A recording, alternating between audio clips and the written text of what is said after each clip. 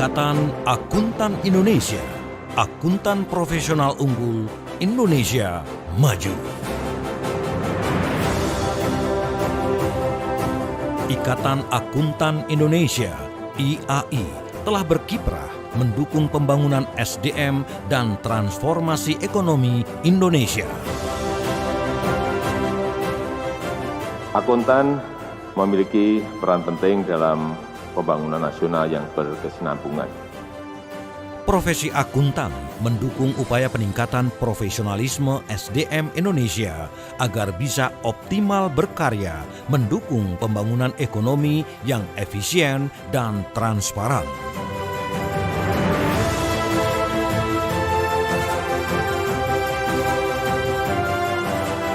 Melalui Prakarsa 6.1 yang telah ditetapkan sebagai program umum Dewan Pengurus Nasional IAI periode 2018-2022, IAI siap berkarya mengawal perekonomian bangsa ini menuju Indonesia Emas 2045.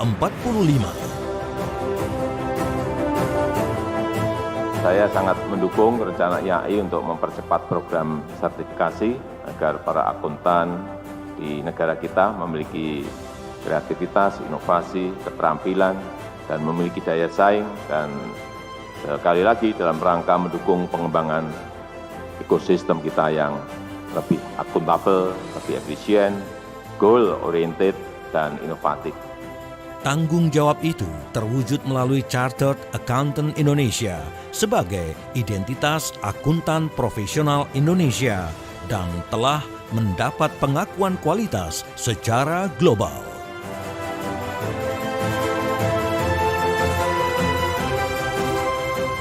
Prakarsa 6.1 berisi 6 langkah aksi dengan satu tujuan strategis untuk memperkuat peran IAI dalam meningkatkan kepercayaan masyarakat terhadap entitas bisnis dan publik dengan menyiapkan akuntan profesional berintegritas siap menghadapi masa depan. IAI melaksanakan tugas dan tanggung jawabnya menyusun standar akuntansi keuangan dan standar profesi, melaksanakan ujian sertifikasi, serta aktivitas keprofesian lain mengacu kepada International Federation of Accountants dan Chartered Accountant Worldwide. IAI for Society dijalankan untuk memberikan manfaat yang semakin besar bagi masyarakat serta untuk mendekatkan profesi kepada publik.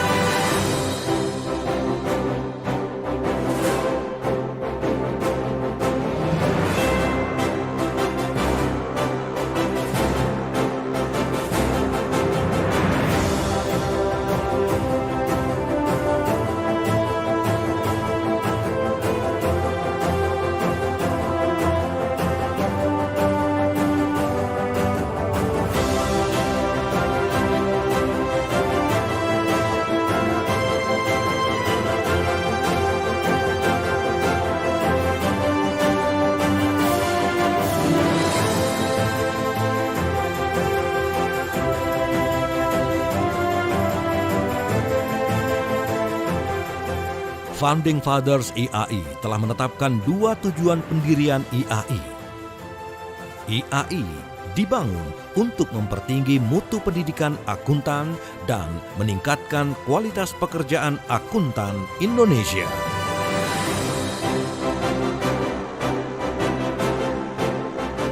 IAI menguasai perubahan, menyiapkan masa depan.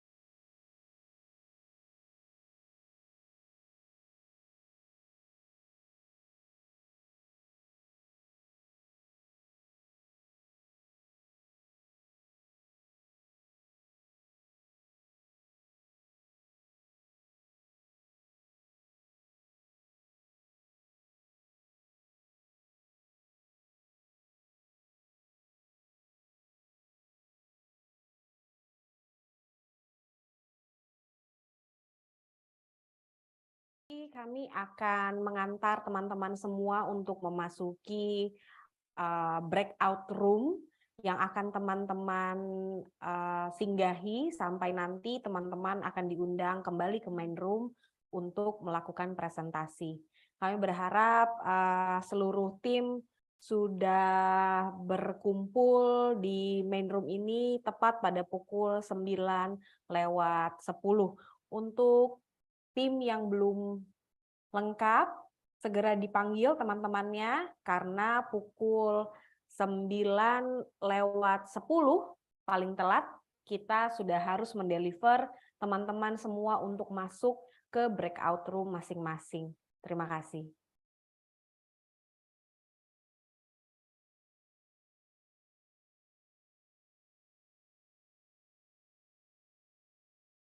Mohon diinfo untuk Alisa Rosdiana, penamaannya masih salah.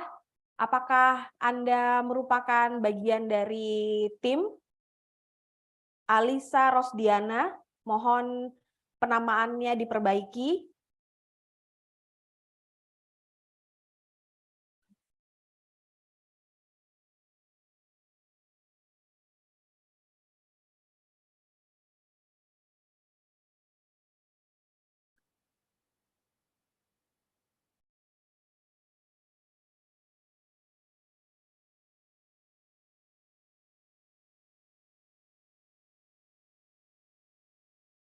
Ada yang namanya masih Zoom di sini, apabila sampai pukul 9:10 penamaannya tidak diperbaiki, maka kami akan kick.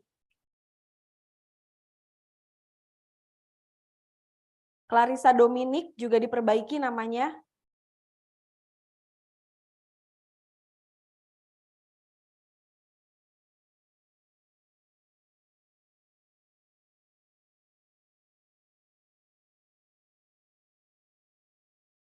Clarissa Dominic, mohon diperbaiki penamaannya. Sekali lagi kami informasikan paling telat pada pukul 9:10, teman-teman akan kami antarkan masuk ke dalam breakout room masing-masing, sehingga kami persilahkan untuk menggather teman-temannya. Setiap tim 5 orang, agar ready.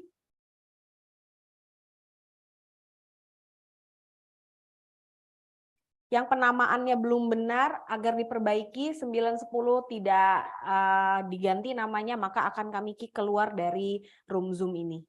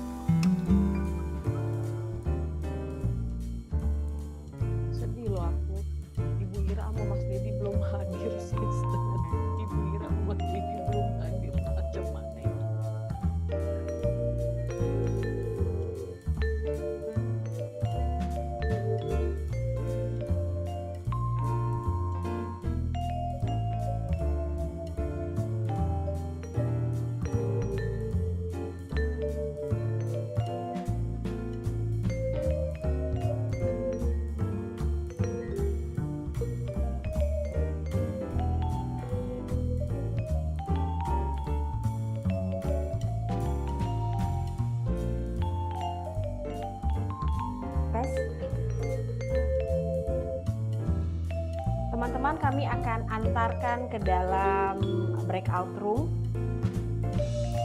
Pembagian sedang dalam proses.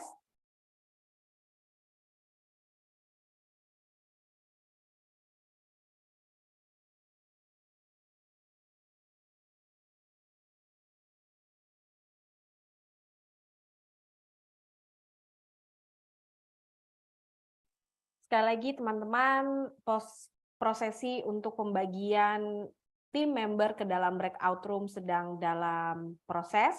Teman-teman akan berada dalam breakout room dalam hitungan menit ya, mohon ditunggu.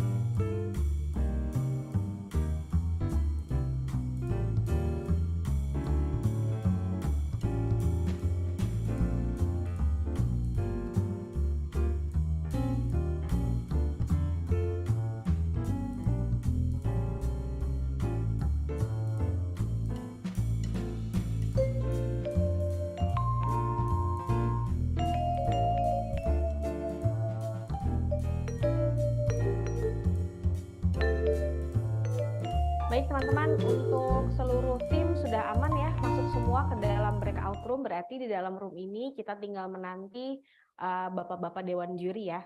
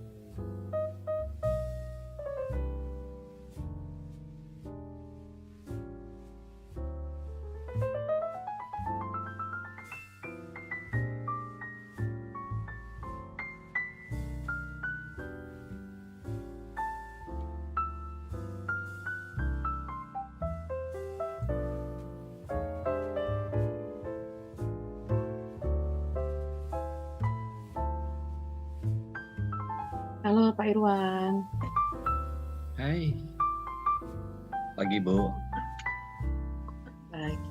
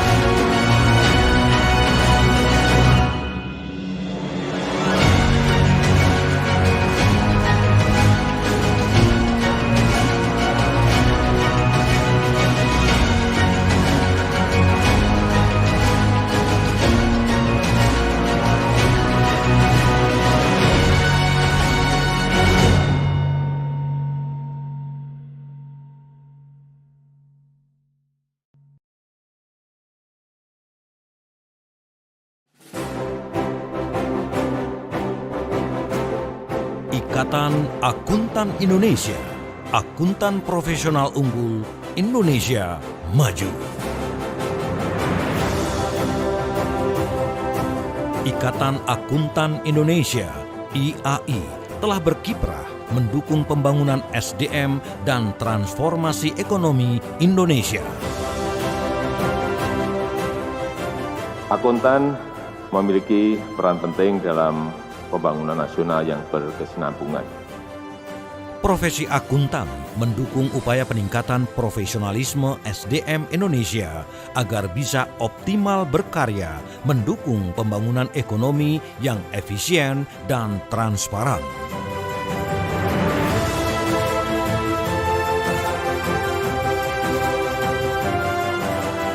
Melalui Prakarsa 6.1 yang telah ditetapkan sebagai program umum Dewan Pengurus Nasional IAI periode 2018-2022, IAI siap berkarya mengawal perekonomian bangsa ini menuju Indonesia Emas 2045. Saya sangat mendukung rencana IAI untuk mempercepat program sertifikasi agar para akuntan di negara kita memiliki kreativitas, inovasi, keterampilan, dan memiliki daya saing, dan sekali lagi dalam rangka mendukung pengembangan ekosistem kita yang lebih akuntabel, lebih efisien, goal-oriented, dan inovatif. Tanggung jawab itu terwujud melalui Chartered Accountant Indonesia sebagai identitas akuntan profesional Indonesia dan telah mendapat pengakuan kualitas secara global.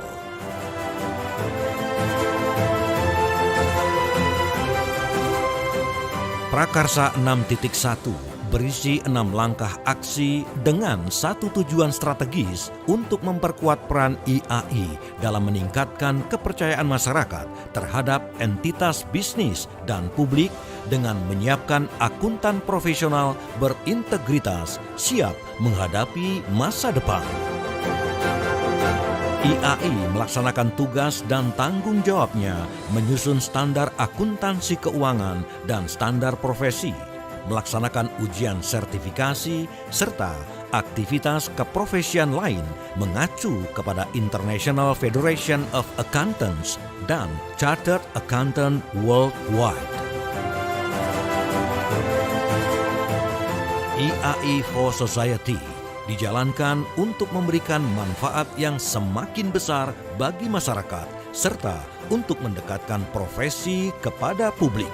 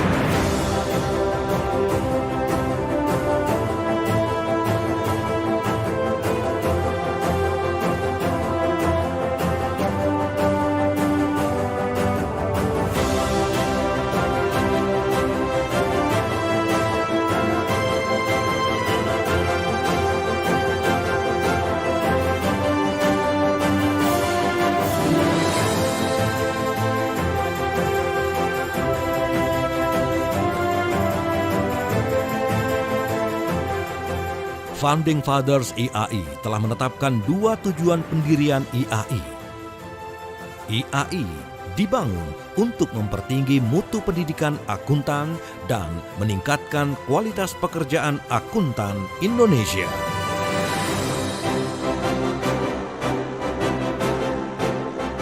IAI menguasai perubahan, menyiapkan masa depan.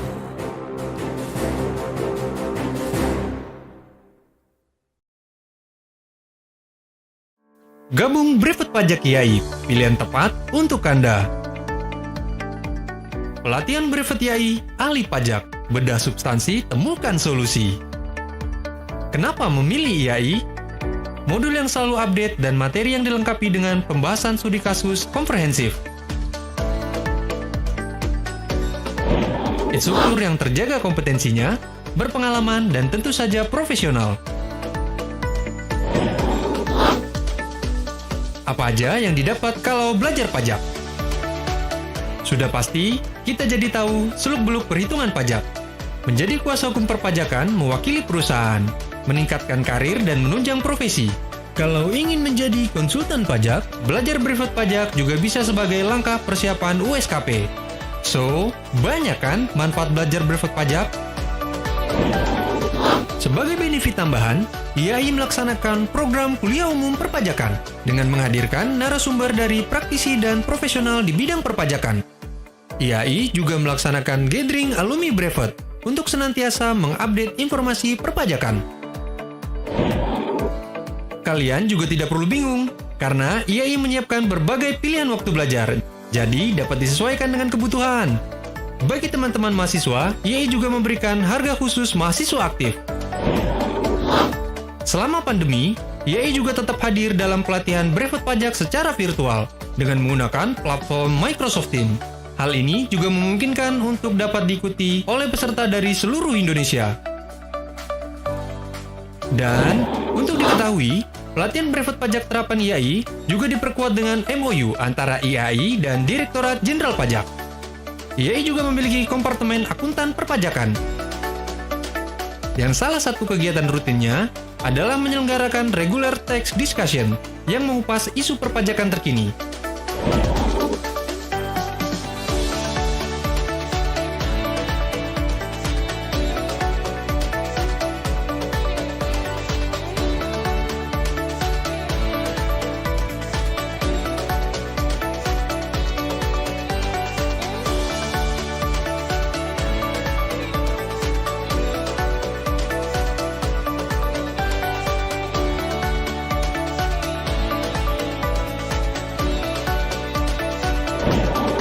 Pelatihan brevet IAI hadir di 6 knowledge center di Jabodetabek. IAI Knowledge Center Menteng, Moy, Serpong, Kedoya, Fatmawati, dan Sumarekon Bekasi. Selain itu, dengan standarisasi nasional, pelatihan brevet IAI juga hadir di beberapa IAI wilayah di Indonesia. Nah, jadi tunggu apa lagi? Ayo segera daftar pelatihan brevet pajak terapan IAI. Pelatihan brevet IAI, ahli pajak, bedah substansi, temukan solusi.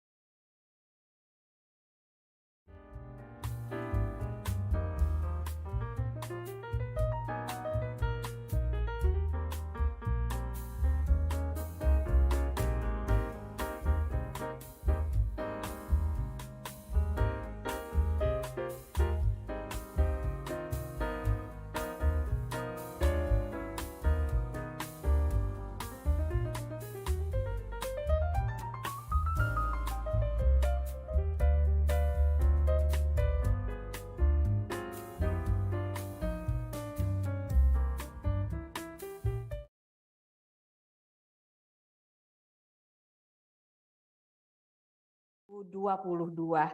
Babak Grand Final ini merupakan babak yang sangat spesial karena ini merupakan puncak acara penyelenggaraan APAFest 2022 yang akan dirangkai dengan agenda FinBiz 2030 Change for Sustainability. Saya Monica Nabilia senang sekali dapat memandu rangkaian acara APAFest 2022. Seluruh peserta APAFest 2022 IAI dengan bangga menyelenggarakan IAI Aspiring Professional Accountant Festival 2022 yang merupakan ajang festival tahunan berkumpulnya mahasiswa akuntansi berprestasi dari seluruh dunia untuk menunjukkan prestasi, kreativitas, dan kemampuannya untuk berkompetisi menjadi yang terbaik guna mempersiapkan masa depan yang gemilang. APAFest 2022 merupakan acara yang ke-6 sejak pertama kali kami selenggarakan di tahun 2017. Sejak tahun 2022, APAFest diselenggarakan secara virtual. Rangkaian kegiatan APAFest 2022 meliputi APACHEM, National APA Award, Webinar Series, dan FinBiz 2030. APAFest 2022 dimulai sejak Agustus dan ditutup pada hari ini dengan kegiatan internasional bagi seluruh akuntan dan bisnis muda, yaitu FinBiz 2030 yang diselenggarakan oleh One Young World dan Chartered Accountant Worldwide. Hari ini, pada tanggal 10 November 2022, bertempatan dengan peringatan International Accounting Day. Tema FinBiz 2030 adalah Change for Sustainability. APAFest juga didukung oleh ASEAN Federation of Accountants. Jadi untuk seluruh peserta APAFest 2022 jangan lewatkan rangkaian Grand Final dan penutupan pukul 16.30 pada portal APAFest atau CAW website. Dapatkan e-sertifikat untuk seluruh peserta yang mengisi kata kunci dengan benar. Seluruh peserta APAFest 2022, saya atas nama Ikatan Akuntan Indonesia mengucapkan selamat kepada seluruh finalis yang telah berhasil lolos ke babak Grand Final. Ini merupakan perjalanan yang panjang dan luar biasa. Good luck untuk semuanya. Ladies and gentlemen, please allow me to host the session by using English. Today, we will witness the final round for APACHEM 2022. Before we begin, let me introduce our panel judges today. The first one is Mr. Irwan Jaya, member of Professional Accountant Certification Board, DSAP IAI, who also partner of KAP Sidarta and Wijaya. Also, Bapak Irwan Lau, member of Financial Accounting Standard Board of IAI, partner of KAP Tanu Direja Wibisana Rintis dan Rekan. And also we have Mr. Rian Ang, the Director Regional Partner Relations Southeast Asia and Australasia IMA. Good morning, gentlemen. So I would like to remind you again that the time allocation for Grand Final is 65 minutes, 5 minutes for reading, for case reading, 45 minutes for group discussion and preparing material, 8 minutes for presentation, and 5 until 7 minutes for Q&A. All the presentation and Q&A will be delivered in English. Our first team is Althea. So, are you ready, Althea team?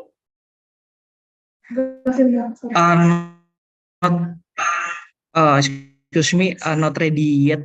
Wait a second. The connection issue.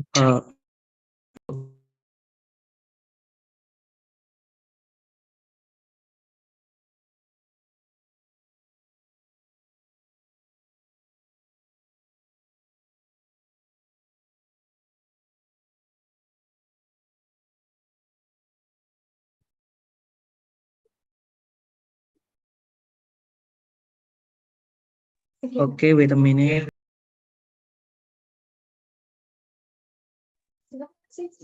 Share screen, please. Okay. You're able to share the screen right now.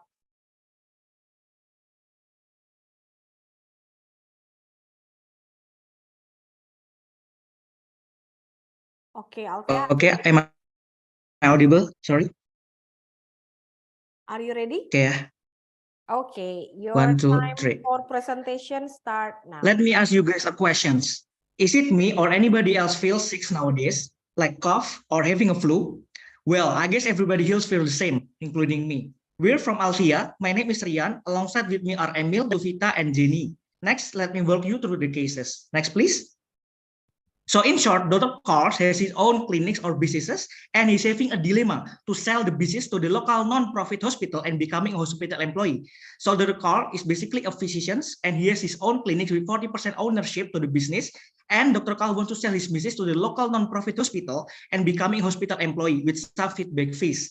And here we have to assess the two things. We have to assess the financial sustainability of the practice, and we have to give some recommendations to the offer to the stakeholders, also pros and cons. And we've done our analysis through financial and non-financial analysis. Next, please. And this session will be delivered by my partner. Okay, so for this session, we're talking about the financial sustainability of the practice. First, for the media care service are forecasted to track. So first, we do make a reimbursement rate same as the before, and then the volume assumption for media care are increasing and commercial are decreasing. From here, we can see the volume assumption for media care are increasing from 5.8 to 11%, and for the commercial are decreasing from 3 to -3 and to -5. This recommendation, this assumption we take based from the case as well, from the volume of the media care and commercial part of the assumption as well. Next, please. And then moving on to the media care service forecasting, we do make assumption for the patient volume composition for both commercial and media care are forecasted to remaining constant. For the commercial, this volume are forecasted to decline due to the existence of the 2 new clinics that are more cheaper and more sustainable for the commercial checkups. Then also the new clinics don't provide any media care. Next, please. And for the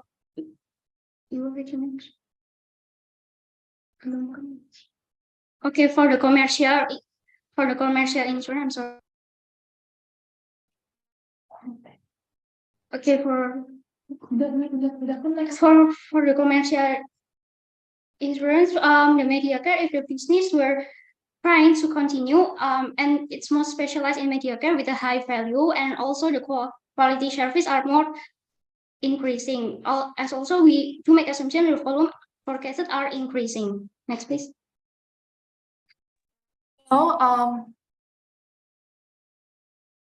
Okay, moving on to the financial statement forecast of the company. So by using the common sense analysis for its expenses, we forecasted that the percentage of the expenses per revenue is forecasted to remain constant.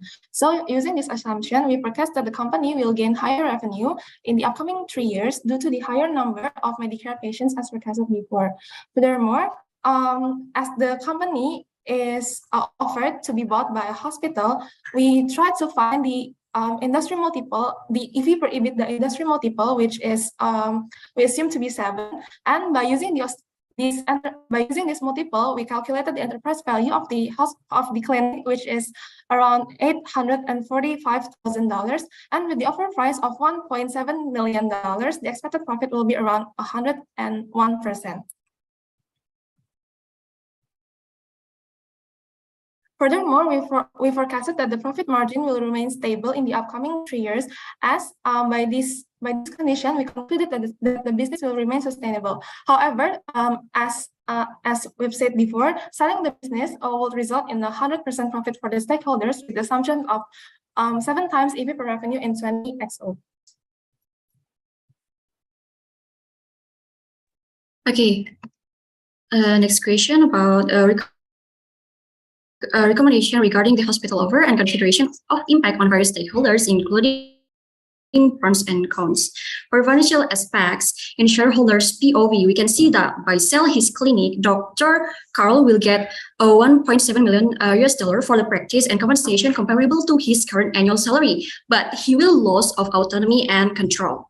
For physician consideration of the merit-based incentive payment system, or MIPS. And for employee POV, not identified because we don't find any supporting data. And for loyal patients POV, they couldn't use Medicare, but they will use or get the MIPS system, which will be beneficial for the loyal patients because MIPS is designed to reward physicians who provide high value, high quality care to Medicare beneficiaries with payment increases.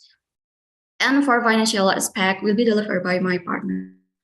Okay, from non-financial aspect, in shareholder point of view, the considerations are cons, which is the ownership of the shareholders is lesser, and that impacting income from dividends to the shareholders, which is also lesser.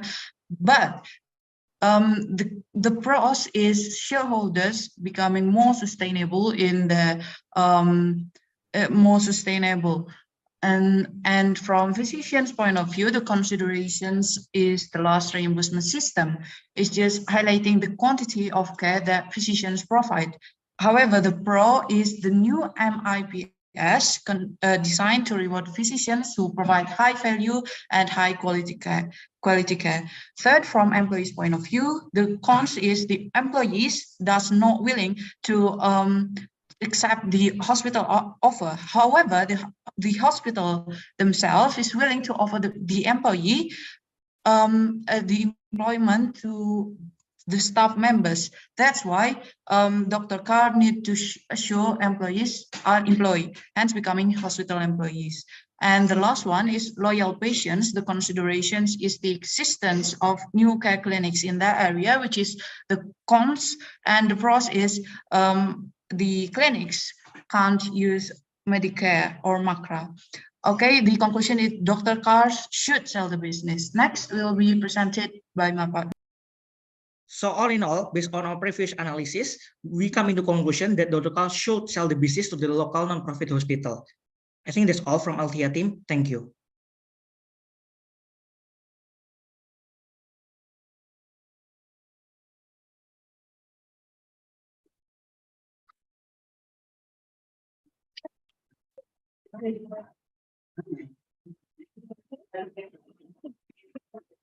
Okay, thank you for Althea team. It's time to question and answer. Please, judges, if you have a question for Althea. William, perhaps I can start first. Yeah. Yes, please go ahead. Yeah.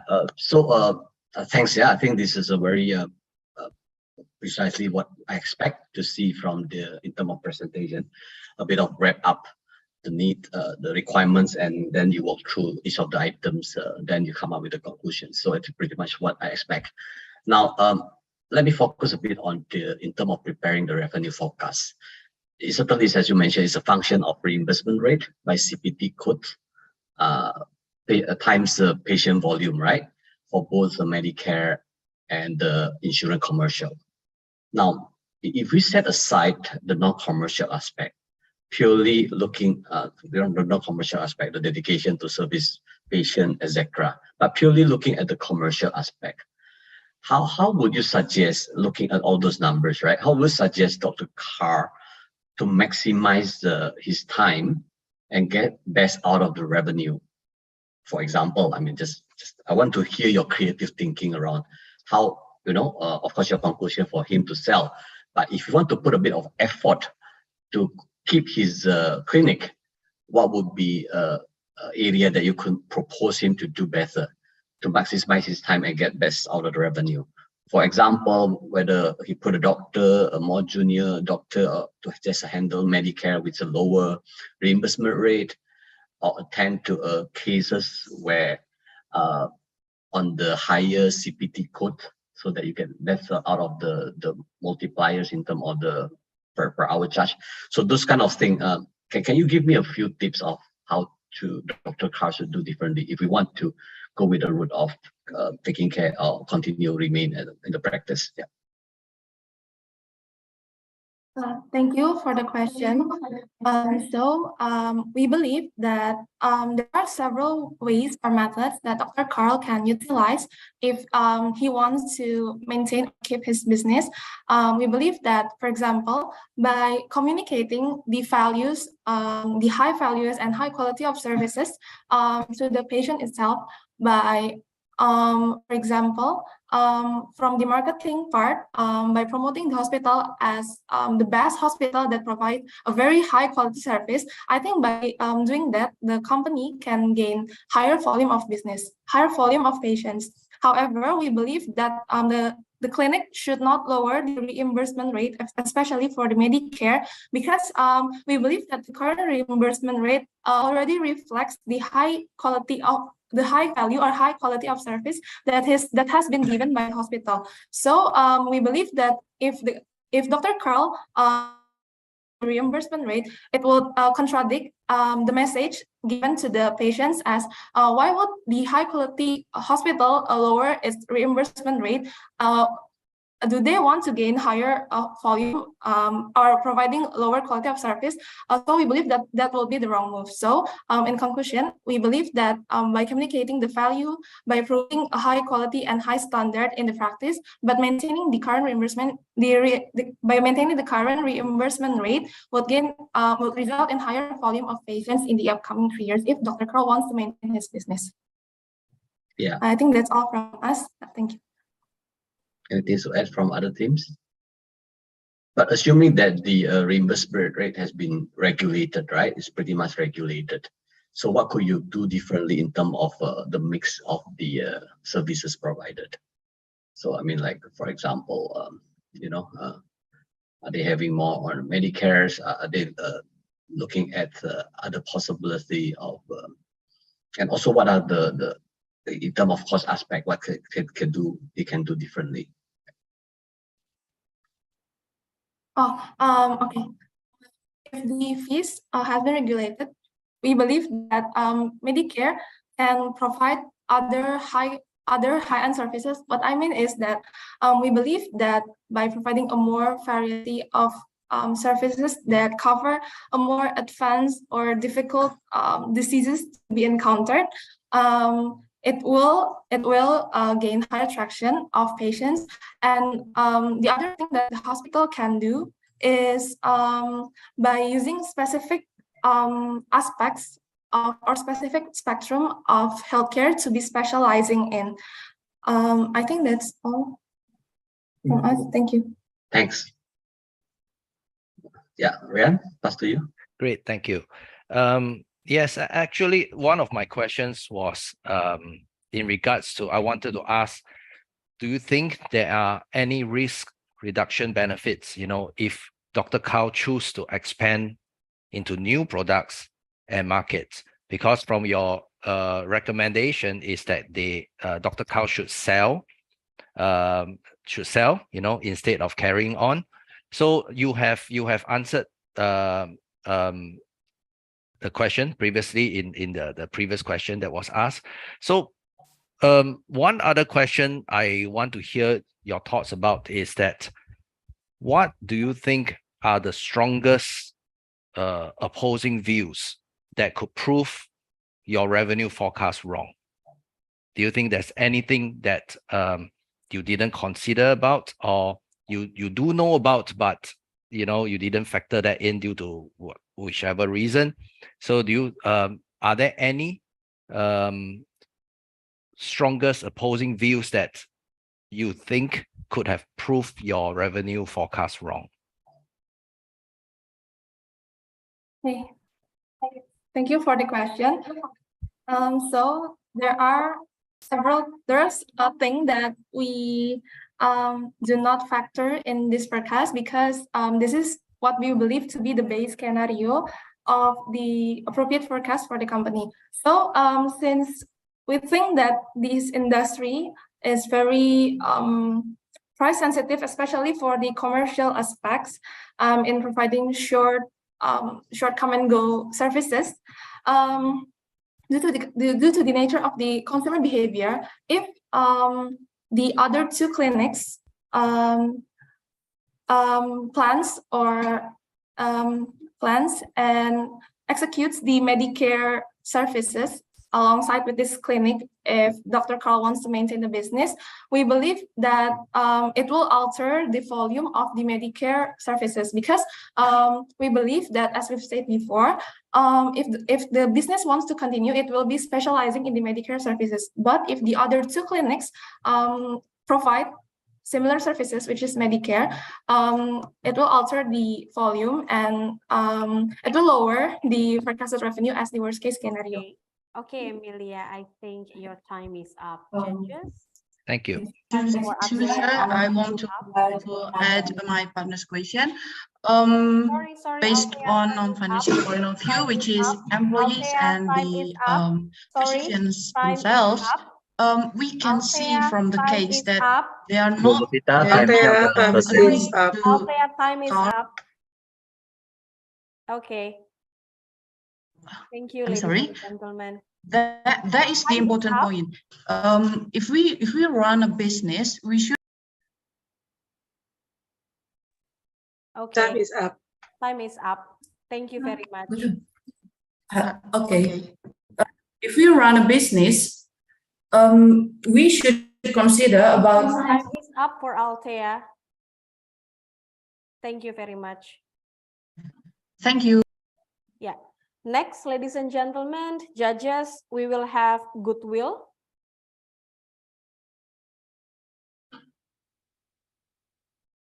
Okay, I think it's done ya. Thank you Pak Irwan, Pak Irwan Jaja, Pak Irwan Lau, Pak Rian. Thank you, sir. Thank you.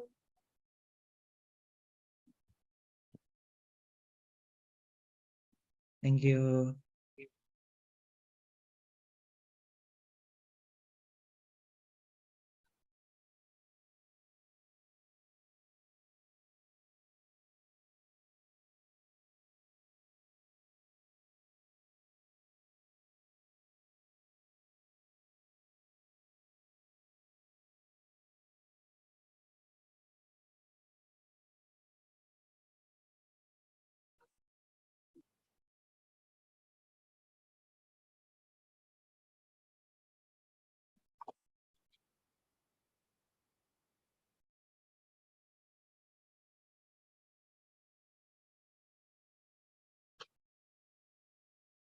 Okay, judges, now we have goodwill.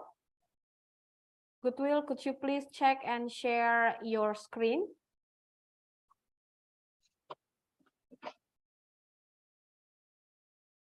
Do my screen already clear enough to be seen? Yeah, we can see your screen right now. So are you ready? Okay, I'm gonna on my tree, a goodwill on my tree. Okay, These judges, this is a goodwill team. So you may start your presentation 8 minutes from now. Please, goodwill. so please again start the presentation. Thank you. Morning, judges. We are from Goodwill team. Will present about internal medicine associations. Next. This case is begin with the background. Dr. Carl, who has practiced medicine, realized the challenges the practice faces. He knows he is not equipped to determine how the changing healthcare environment impacts the future of the practice. Also, he finds herself spending more and more of her time dealing with administrative hassles, so he can focus on taking care of his family and doing work-life balance. And the prospect is Dr. Carl is considering selling the business to the local non-profit hospital and becoming a hospital employee. The hospital has offered Dr. Carl $1.7 million for the practice and compensation comparable to his current annual salary. The other physicians are less than enthusiastic about selling out, but as minority owners, they have no legal say in the matter. So the hospital is willing to offer employment to them and the other staff members. And the problem is work-life balance issues, selling decision, financial sustainability, and stockholder issues. There is 3 questions to solve. First, develop a list of pros and cons of the decision about selling the business to the local non-profit hospital. Second, analysis the financial sustainability of the practice. And third, analysis recommendation regarding the hospital's offer by taking into consideration the impact on various stakeholders.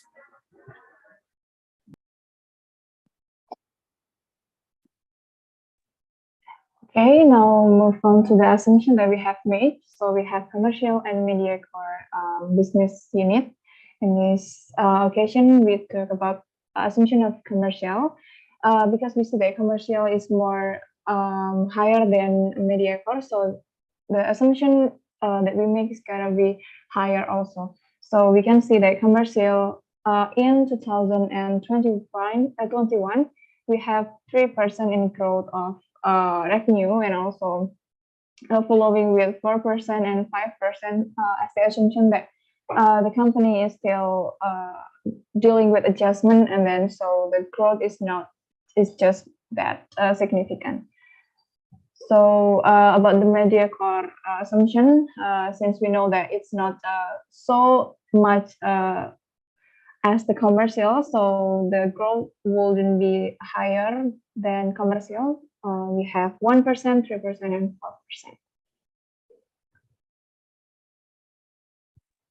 Okay, because we took 3%, so in 2021 we have 700,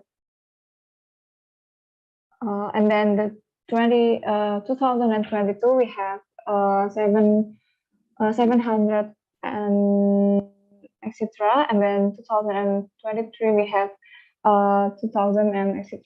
So my friends will also continue. Okay, and then we move to the total revenue assumption for the media care. Based on our calculation, we assume that the total revenue from media care also will increase, but not higher than the commercial one. But in every year, because we think that the demand from the media care will increase because the illness patient also increase, especially we know that the business was moved to the non-profit hospital. And then this is the data of the revenue. In 2021, the revenue will be 500,000, and then in 2022, it's still in 500,000 until the 2023. Next.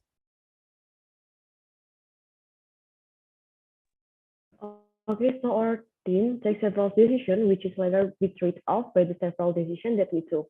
The first is here in terms of employee revenue and organizational structure that will be formed if you choose to sell IMA to a local hospital. The sale of this business is based on several factors, including the projection of the health environment in the future regarding the sustainability of the physician business, if not under a supplies of the hospital. So in first here about the cost, the employee can focus on the patients, but the trade-off is loss of autonomy over IMA and move all human resource under the local hospital with the trade-off of get salary guarantee from the local hospital, but less the bonus from the hospital, and giving organizational decision operational to local hospital with the trade-off business development with stakeholder control. Next. Okay, associated with the previous my colleague presentation, we are gonna talking about the analysis for the stakeholder from our decision to give the local non-profit hospital. So for the first one, we are trying to look for the internal stakeholder point of view, which is for the first one is from the Dr. Call or as the owners. He will get the impact about the out of the autonomy and then the control as well as the family's legacy. But we also give the recommendation for this impact to negotiate about the taking care to the service quality, maybe becoming the manager of the service quality, so it will align with his specialization and still provided good services for the patients. And then for the next one from the internal is for the current employee will impact to the lower income because of the bonus will decrease from the previous company. But we also give the recommendation that where the current employee get the lower income, it will still have the guarantee for the salary, and of course with the work-life balance, with the higher work-life balance. And then next to the external stakeholder, for the first side is from the local hospital, which will get the impact to have like higher responsibility, especially for the business side. And we also recommendation associated with the previous Dr. Carl as the owner, that the local hospital can tackle for the business side responsibility. So it goes aligned with the service, with the high service quality, but also with the business wise for the long term consideration for the hospital. And then the last one is for the patient. It will impact the relationship that has built for the certain period of time. And we give the recommendation about this risky relationship, that we can give the guarantee services will be still the same, especially especially for the service with the media care and also the commercial, but with lower cost for the patient or the okay. So for the next one, my colleague will continue. Goodwill, your time for presentation is up.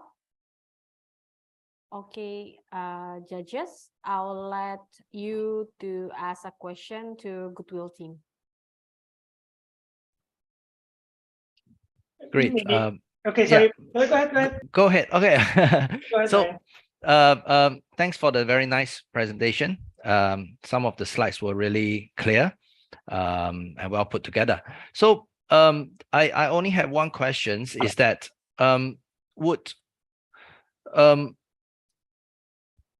if Dr. Carl end up deciding to continue on, and not selling, what do you think are the main company constraints to his continuous growth?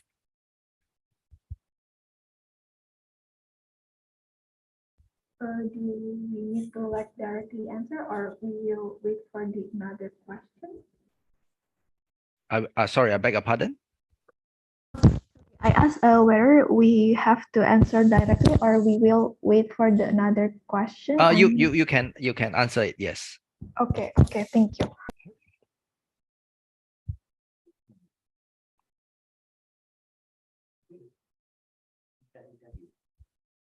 Okay, may I clarify first? So the question is about the other how the point of view from the other company about the constraint.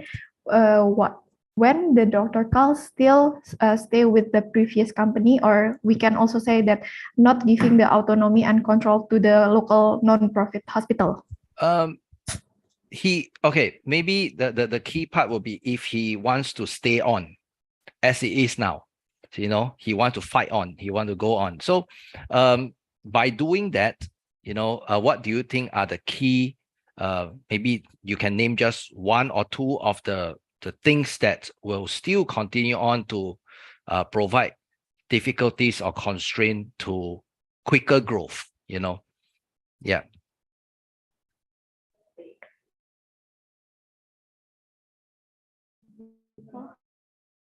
Okay, so based on our previous discussion, if we want to stay from our discussion, the Dr. Carl will face the constraint about the business side, since we know that the Dr. Carl is for the physician. So I think we think that Dr. Carl will face the difficulty about the continue and align with the future industry, especially from the business side. And that's why we recommend on our presentation before that Dr. Carl will sell the local non-profit hospital, but to take care from the service quality, and then from the local hospital side will take care more about the business administrative and hospital administrative. So for each of them will take care two different major or focusing. Maybe my colleague wants to add the answer. Okay, regarding to my brand statement, we'll also have the recommendation if the Dr. Carl still continue the business on its company. We can make a partnership with the local hospital by not selling its business to the local hospital. So like we can also still make a practice by our own self. In this case, it's the company itself, but we also make a partnership with the hospital, so the hospital can make the reference to us if they need to take some medical tests or some laboratory tests like that. Okay, great. Thank you very much. That's all from me. Bapak Irwan Lau, you may ask them a question. Sure, just one simple question. I think the recommendation was to sell, right? I believe. So and then the offer was 1.7 million US dollars. I wonder, have you had a chance to assess whether that is a reasonable price that Dr. Carl should accept, given the context of the business?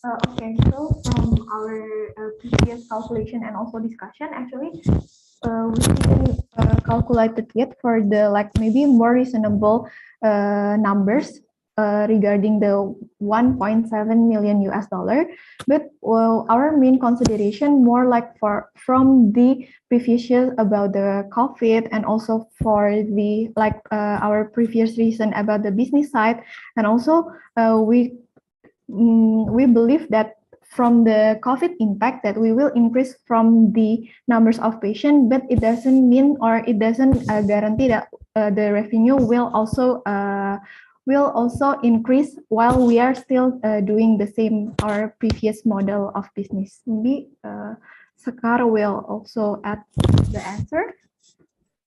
We can make a more reasonable and accurate measurement of the profit projection if we know the specific data, like what concern faced by the medical health are facing right now, like what kind of trending issues or trending disease that we can face like that.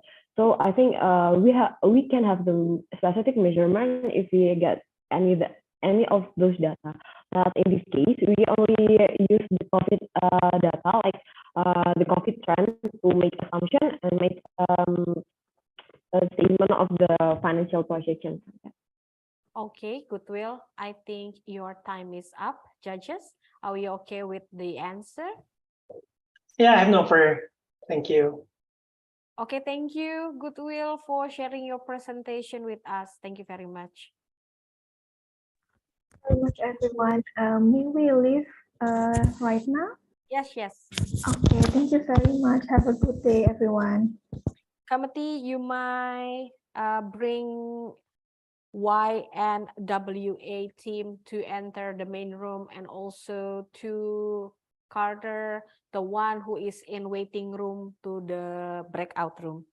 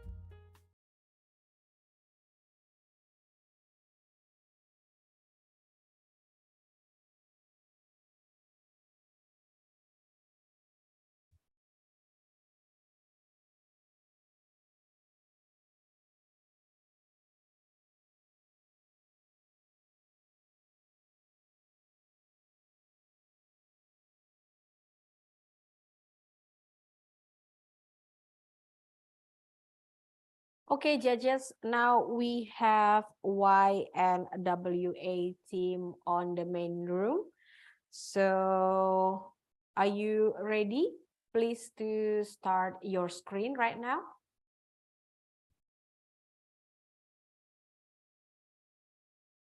Is my screen visible? Yes, we can see your screen right now. So you have 8 minutes for presentation. Are you ready? Yep. Your time starts now. Self-employed or becoming an employee, there is one of the most important questions when someone has to decide their career path. Now, Dr. Carl and his colleagues are facing that exact question. Good afternoon, honorable judges and audiences. My name is Dio, and I'm joined with my colleagues Ranggi, Winto, Ibrahim, and Arka. Together, we are the You'll Never Walk Alone team, and we're going to present to you our research and solution according to the case given about Internal Medicine Associates. Dr. Carl and 3 other physicians run a practice called Internal Medicine Associates. The practice was his grandmother's legacy, where he has the most share interest in the practice. Right now, they have an offer to sell their practice to a local non-profit hospital and become a hospital employee. The current situation Dr. Carl and his colleagues have to face is healthcare and financing begin to shift toward a value-based approach from a volume-based approach. Dr. Carl is still considering to sell the practice, but the 3 other physicians are not too willing to sell the practice. Then, rise the question, should Dr. Carl and his colleagues sell his practice and become a hospital employee? We'll answer that question by financial and non-financial analysis, which will be explained further by my colleagues.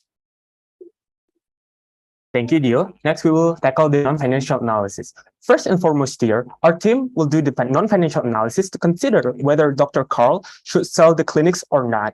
So the first here, why do Dr. Carl need to sell his business? The first factor is bad work-life balances. As already mentioned in case, self-employed physicians averagely work for 62 hours a week. So this is because they need to get as many patients as possible to cover the operational cost of the clinics. So the key takeaways here, Dr. Carl can get a better performance if he works in hospital because the work-life balances will be better. Second, less administrative burden. Before, Dr. Carl need to do his own administrative task, but if he joined the hospital, the administrative officer will do the task for him. So the key takeaways here is physician can focus more on delivering services.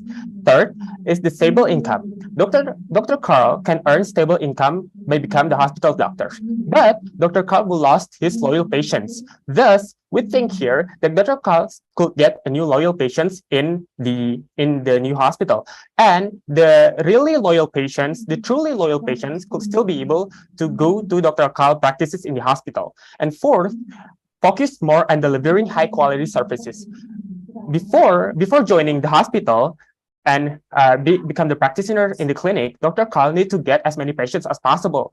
By joining the hospital, Dr. Carl can transform from the perspective of volume-based to value-based, as already mentioned in the case. This means that Dr. Carl can focus more on delivering best services as a physician. Next.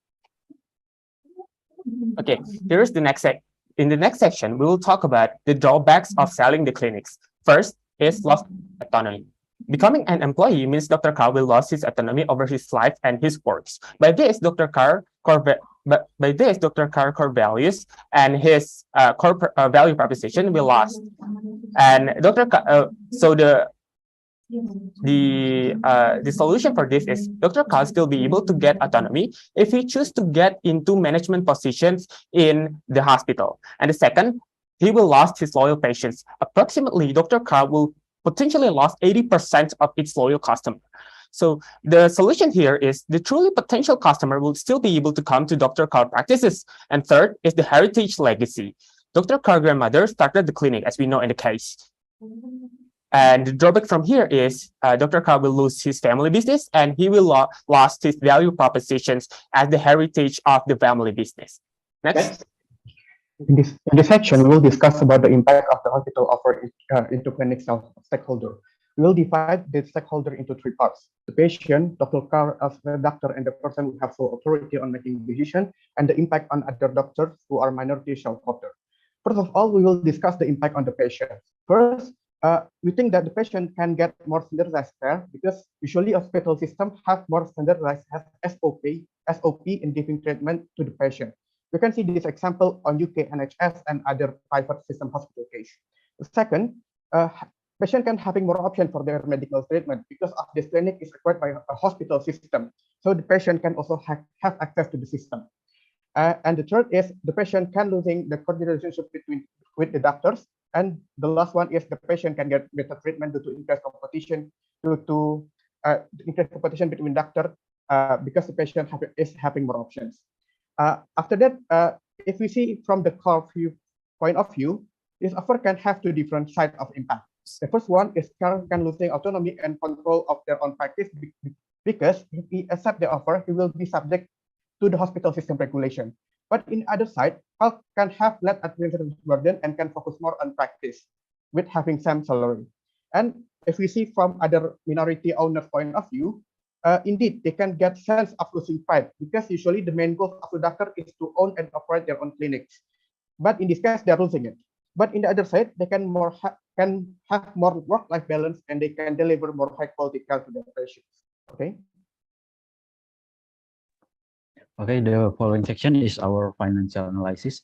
The assumptions we use are based on historical data on the strength of each product, starting from the assumption of income where Medicare products are products that have tight competition so that the income growth is difficult.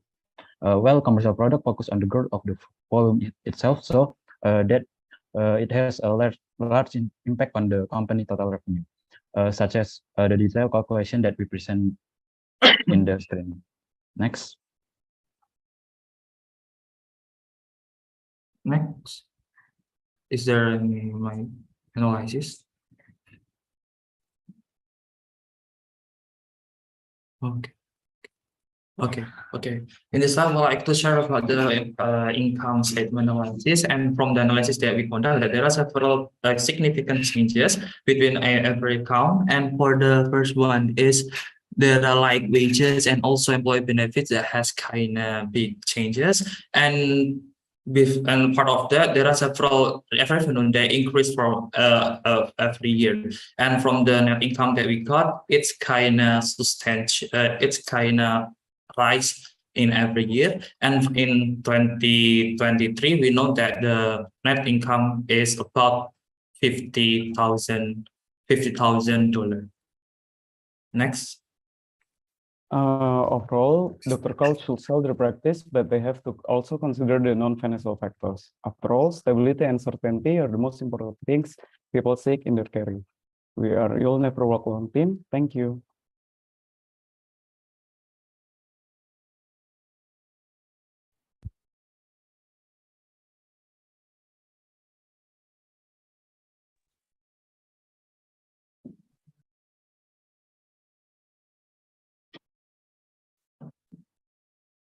Perhaps can we start, Monica, with the questions? Yeah, Pak. Thank you very much, gentlemen. Now, judges, please, you may ask a question to the team. Thank you. If you don't mind, just to quickly show me again your projections on the profit and loss the next 3 years.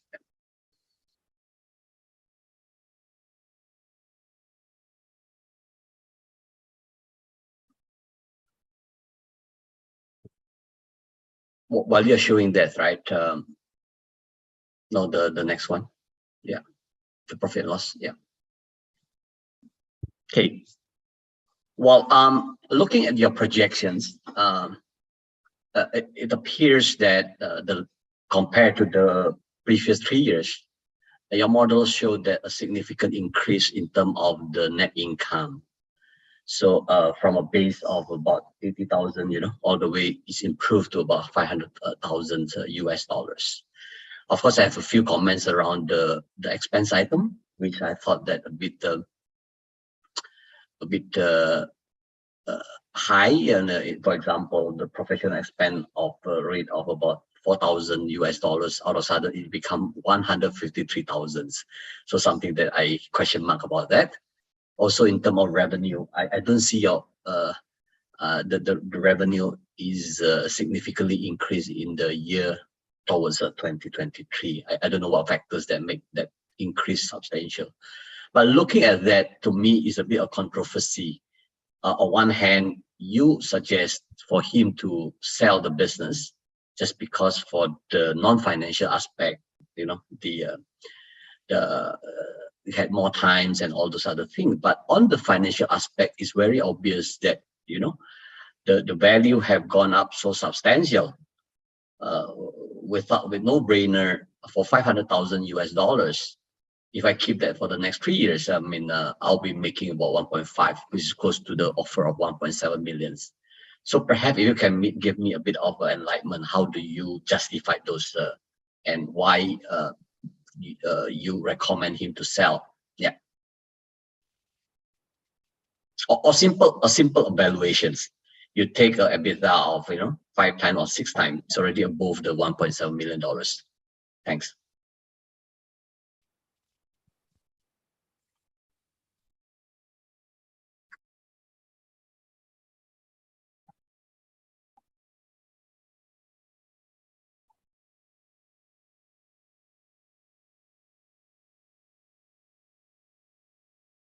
Perhaps also you can give us a bit of what is the framework that you use to analyze the financial factors when it comes to the decisions of retain or sell. Are you using present value? Are you using other factors? Are you looking just a revenue growth, or are you looking for what other parameters that you use? Yeah. Okay, I will answer question. Thank you, Mr. Irwan, for the question. Actually, we plan to make assumption. The main parameters that we use is the revenue growth. But besides revenue growth, actually we plan to make assumption using also using economic data from economic growth, inflation, and such as the wages increase from the historical data. So here we present the total revenue calculation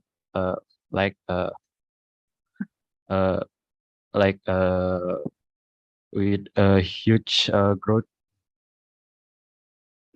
Okay, besides that, I'm also doing such analysis, such as for the expenses itself. I kind of doing such a projection from 3 years ago, and from the projection itself, it reflected that the expenses is actually grow, but the growth but actually the growing of the expenses is smaller than the revenue. So because of that, the net income for every year is kind of increased in every year, and because of that, for the several, like for the non-financial factor, that could be such additional factor that why the doctor should keep or sell it. It because from the competitiveness, if the doctor can maintain the competitiveness from the other side, they could also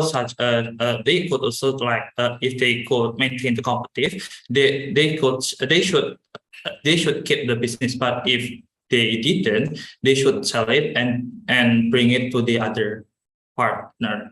I would say the answers. Okay, pass it to other judges. Yeah.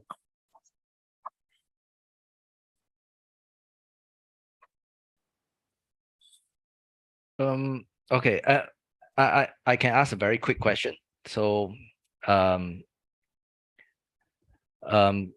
you have actually answered some of the questions I wanted to ask. So just one question is that if Dr. Kao through after your consultation to him, he ends up through pride and other things that he end up don't want to sell, do you think looking at mergers with other entities or the other competitors or something like that, would you think that might help him?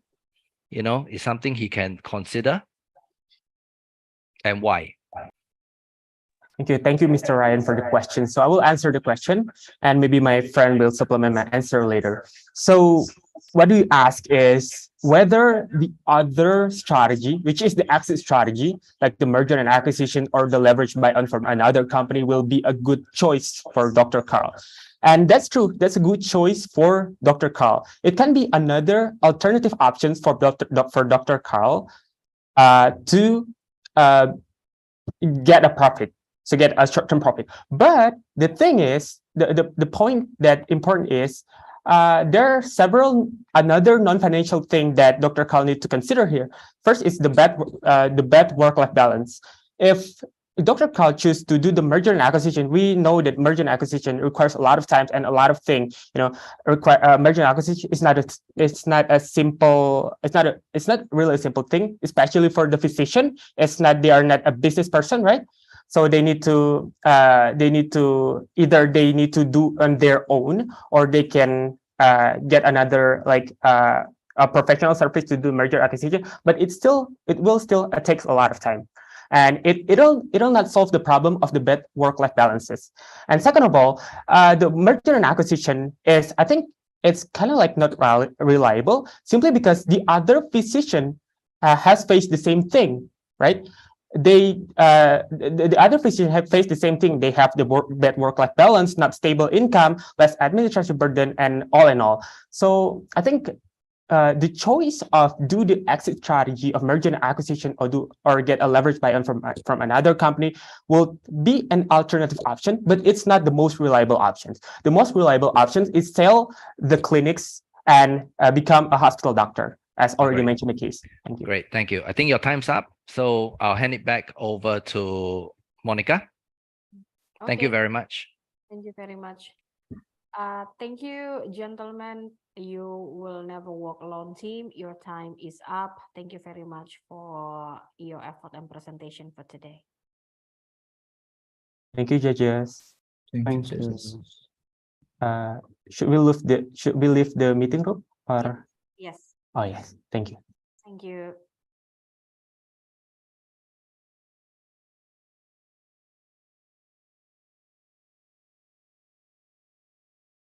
Okay, judges, up next, our team will be fire team. We're preparing it to enter the main room shortly.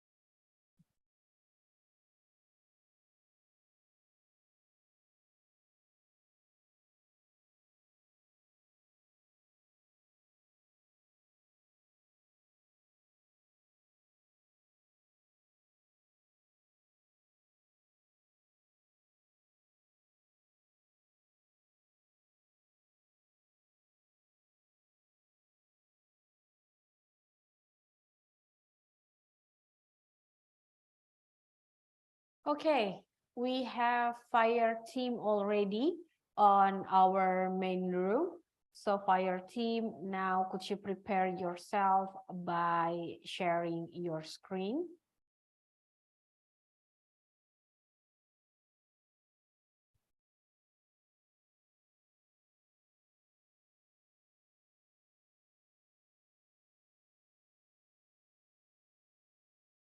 Okay, fire team, we can now see your presentation. So are you ready to start your presentation time?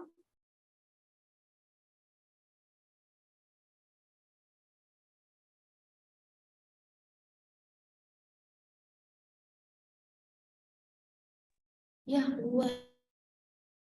Okay, your 8-minute presentation start now. The honorable judges and all participants whom I respect, good morning everyone. It's an honor to be here. So the topic of our talk today is decision analysis in an evolving healthcare environment, discussion analysis in evolving healthcare environment. Next. Here, main discussion, our team, first point, which is better, whether this practice can be sold to hospitals, and second point, how does this practice compare with when this practice survive and is sold to hospital?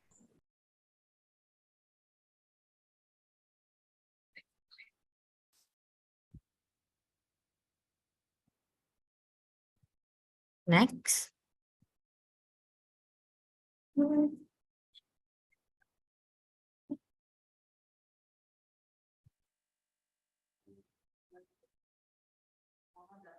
Okay. Concerned about the future of the practice, Dr. Carl is considering selling the business to the local nonprofit hospital and becoming a hospital employee. The other positions are less than enthusiastic about selling out, but as minority owner, they have no legal say in the matter. True, the hospital is willing to offer employment to them and the other staff member. According to the income statement and the result of our discussion, that Dr. Carl will continue to maintain his clinic with the consideration of insurance covered by the government. For the future, we assume that Dr. Carl can survive by adding his income from other business to cover the expense in the financial statement. Next slide.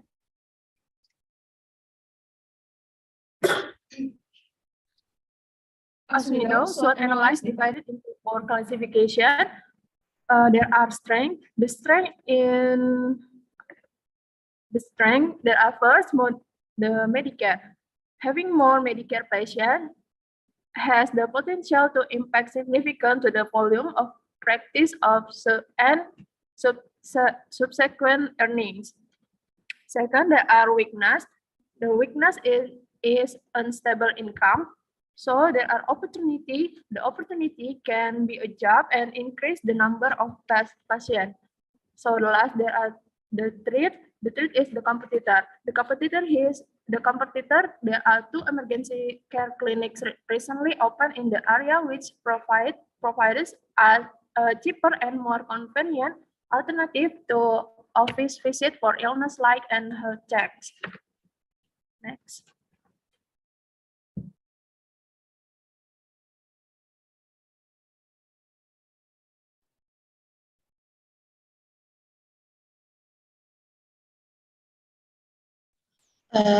Okay, Dr. Carl had a competitor. There are several big clinics that provide cheaper price than Dr. Carl Clinic, but the advantage of this Dr. Carl Clinic is that you can pay with the insurance, and we got the conclusion about our discuss. We think Dr. Carl can accept the offer to work at the hospital and keep running the clinic, with the main focus being to go to the hospital and for the clinic. So Dr. Carl still has the power and does not neglect existing doctor. Okay, the conclusion we got is that Dr. Carl can maintain his clinic by considering the insurance uptime from the government and also the income from other business.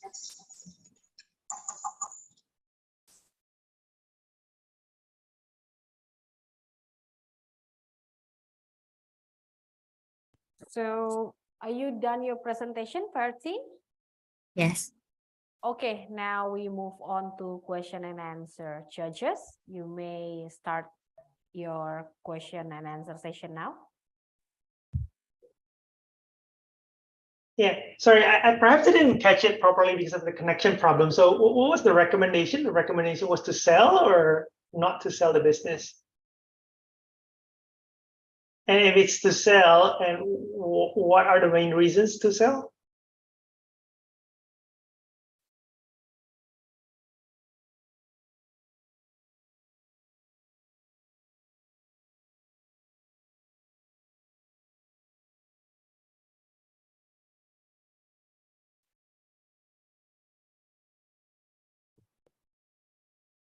Sorry, can you hear my questions or? Yeah.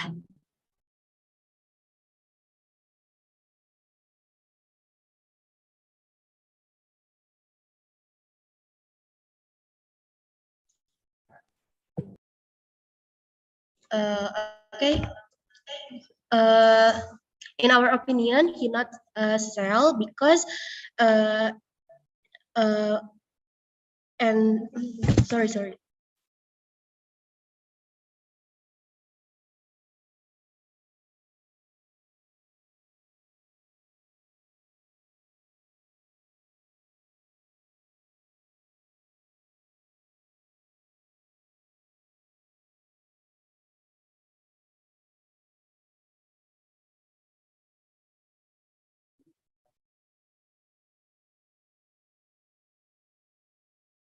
Okay.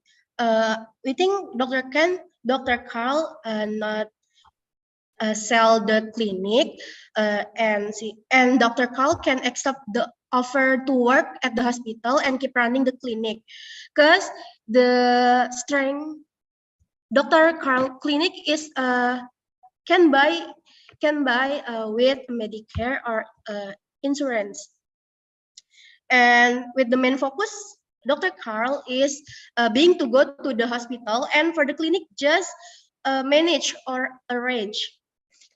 Thank you.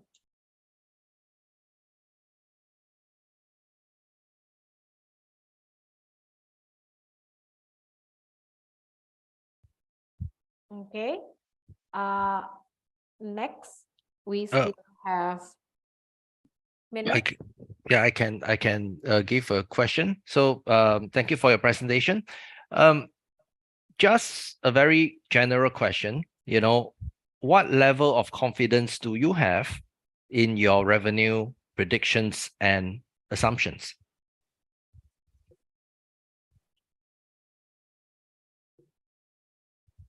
Masih mute ya, nggak kedengeran. Villa, you're on mute.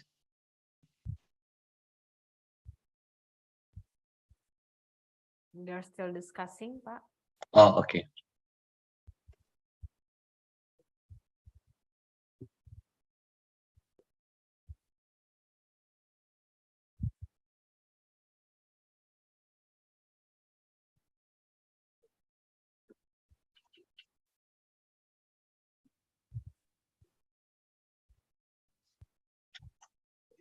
Okay, let me to answer the question, sir.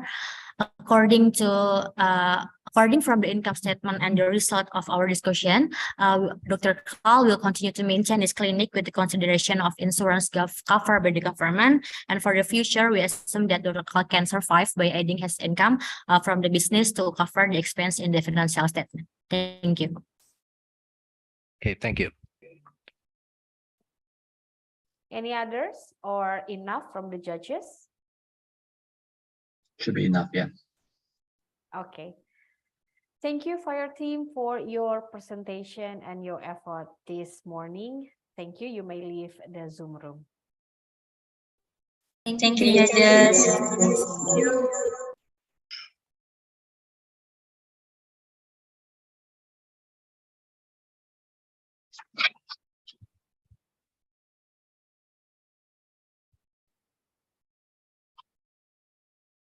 Judges, our next team is Miss Kala.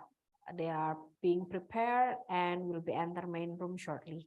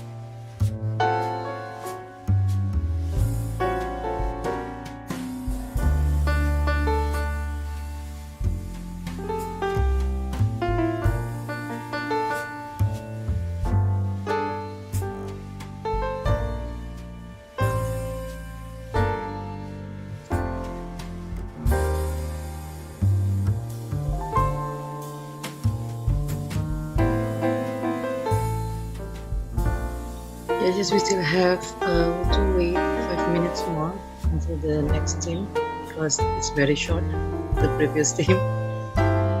Yeah. So please. When's the next presentation? 5 minutes?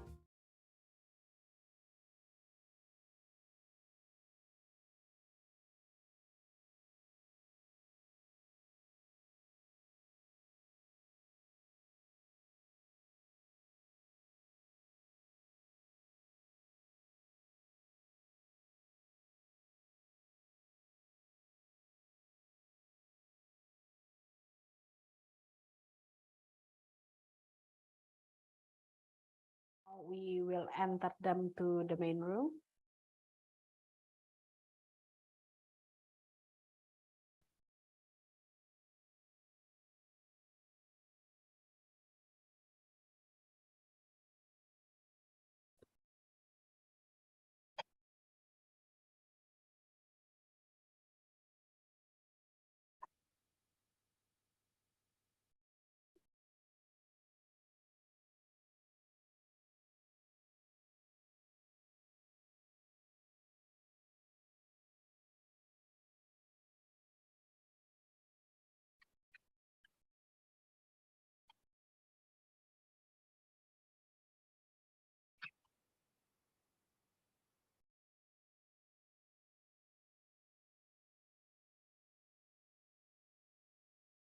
Okay, Niskala, welcome to the main room. Now for the preparation, could you please share your screen?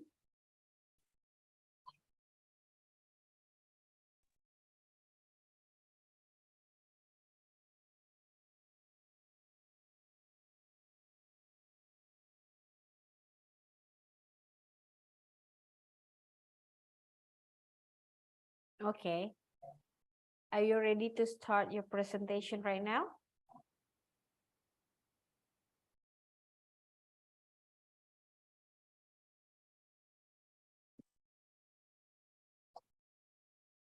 Okay, we are ready to present.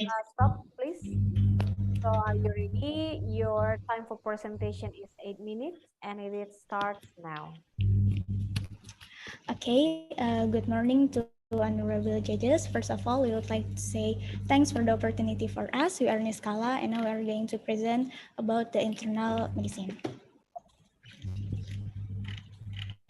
The overview of this case is the first, doctors who should focus on practice become confused with administration, and healthcare delivery and financing has begun to shift from a volume-based business model to a value-based business model, and how the practice can offer the best quality of care at the lowest possible cost and still making a profit. Doctors are reimbursed for the care they provide on a fee-for-service basis, a payment model in which healthcare providers are paid separately for each service, for example, like office visits, tests, or procedures. So, should the doctor sell the business or not?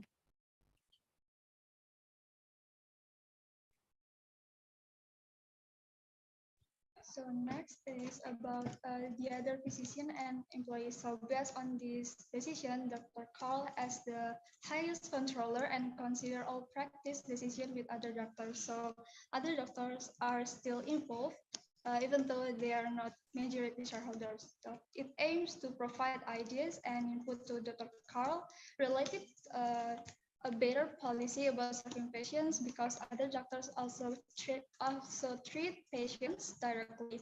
Therefore, Dr. Carl still has to invite the doctors to decide management decision for the sustainability of long-term surgical practice.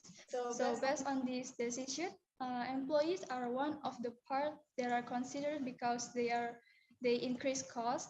Reducing the number of employees doesn't guarantee better service quality. Our recommendation is Dr. Carl has the owner can create a different service for patient satisfaction by involving the largest technology. This technology is a step to reduce operational costs that have been impacted by manual services. Once the technology exists, employees can use the technology in serving patients. As a result, quality improvement persists. Employees can still work with a more focused division of tasks, and to reduce cost, Dr. Carl can discuss with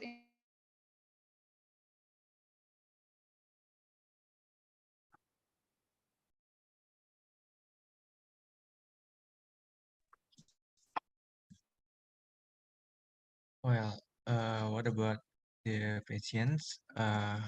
What about if the impact of the patients is based on this decision, employees are one of the parts that are considered because they increase costs. Reducing the number of employees does not guarantee better service quality. Our recommendation, Dr. Carr, as the owner, can create a different service for patient satisfaction by involving the latest technology. This technology is a step to reduce operational costs that have been impacted by manual services. Once the technology exists, employees can use the technology in serving patients. As a result, quality improvement persists. Employees can still work with a more focused division of tasks. To reduce costs, Dr. Carr can discuss with employees to ask if they can afford to work for less pay than before.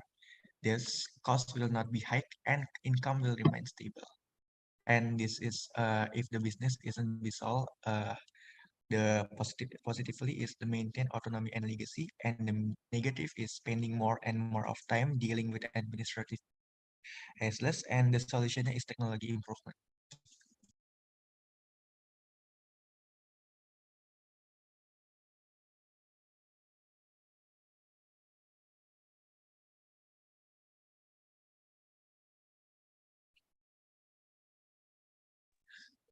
Well, this is the decision is from us.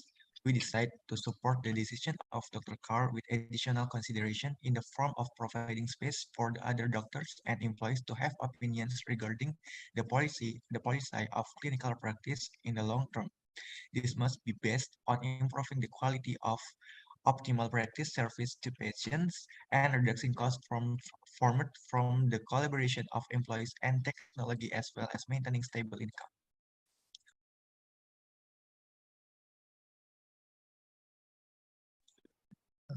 Based on available information, the reimbursement rate for commercial increase every year based on inflation. If you look at the latest inflation limit in Indonesia, it's around 5%. Then the increase in revenue every year is 5% based on a previous year's revenue. For the follow remains based on previous year, and 2.5% for expense from the previous years for the volume remains based on the previous years.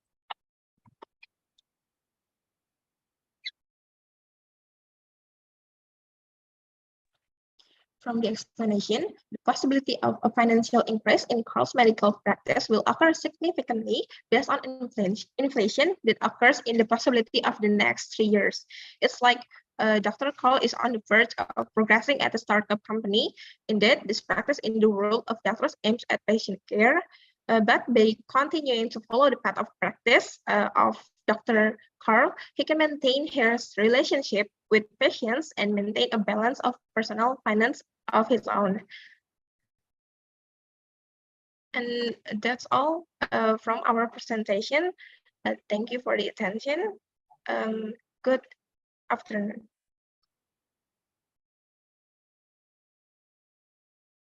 Okay, perhaps can I start the question, Monica? Yeah. Judges may start the question. Okay. 2 questions from me. I think number 1 is, frankly, I'm not quite clear on the recommendations. If I hear correctly that you support Dr. Carr's decision to give opinion to other doctors around the clinics, I'm not clear on what does that mean. So if you can elaborate what exactly you mean, should he retain the business or should he sell to the hospital? Please be clear about that. Number two is regard with the if you look at the future outlook, right, with the declining of their projected the profit margin, basically it'll leave a little error in case of worse and than expected revenue. So anticipation of if the things doesn't happen, right? While your costs and expenses are pretty much fixed and possible higher, right? You're paying all the salary and everything are pretty much you have to pay disregard of the business, right? That could be a possible change. Would that be? Do you see that as a challenge for the Dr. Carr and the IMA practice there? Should there be something that you might want to highlight to Dr. Carr? Also, in line with that, if you are to ask to give an advice to Dr. Carr, should he decide to stay, what would be possible advice that you can give him? You know, for example, a simple or changing of the mix of the revenue, or simple looking at the shifted of the basket more towards a certain cluster of model on the Medicare rather than insurance. Can you give a few advice around that? Thanks. So my two questions, please answer.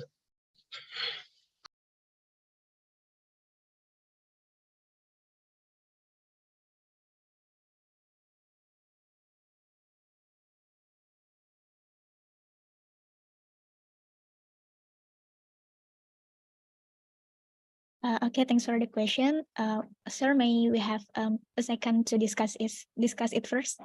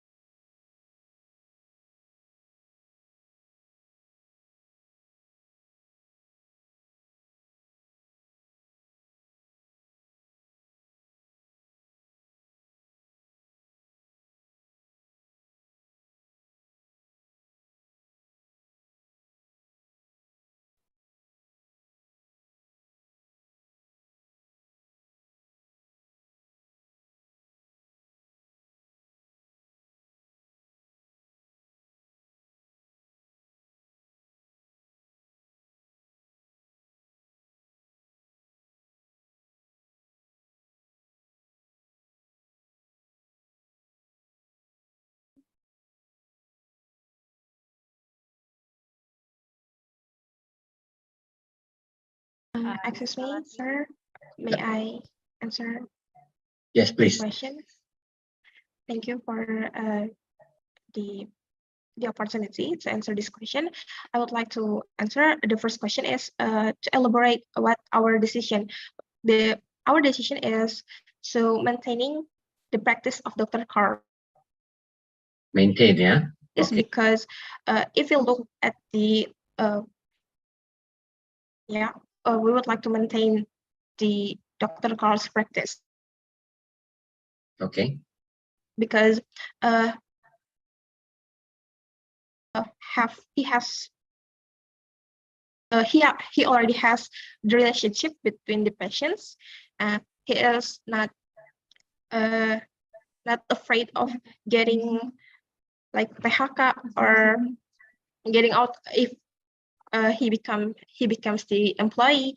And the second one is, if we look at the inflation rate, the practice of Dr. Carl is at the verge of increase of the financial increase. So if he could hang in there, he could possibly get the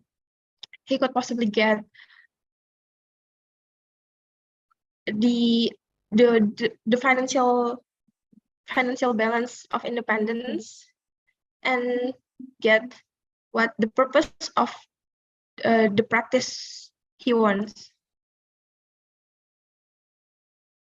Yeah. Okay. So can I pose that for a while? Can you give me your framework? How do you review the financial aspect when you comparing the offer and when you comparing the financial projections? What's the model or what framework that you use that you make those decisions that better to stay? you must use a certain analytical or financial tools to help you analyze that. What are the tools that you use?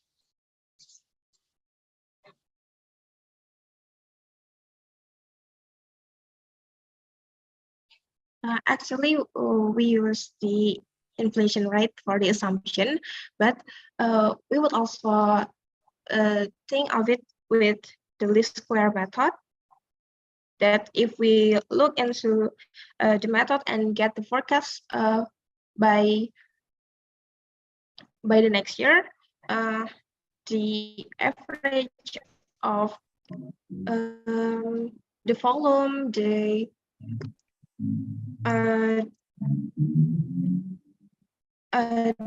the volume and perhaps a bit more. The practice of doctors is getting increased.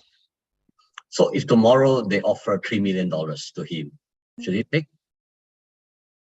Instead of 1.7, the hospital if offer him a $3 million instead of 1.7, should he take?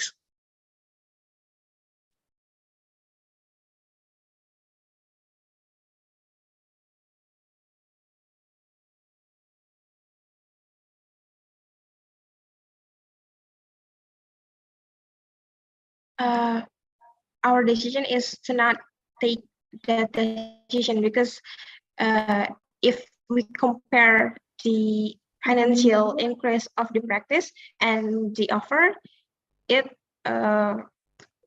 will be higher of the practice of Dr. Carl in the next few years. How many percent of higher? I mean, you can get me a sense of that.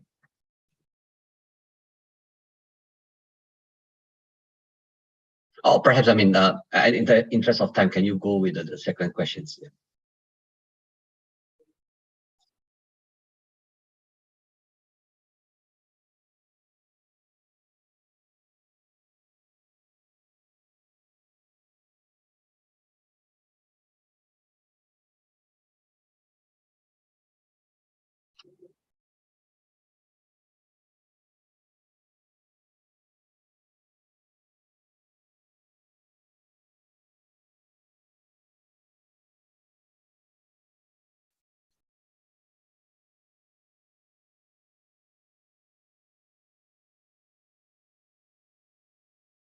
Okay, judges, time is up for Niskala team. So we can move on to next team. Thank you. Thank you. Thank you.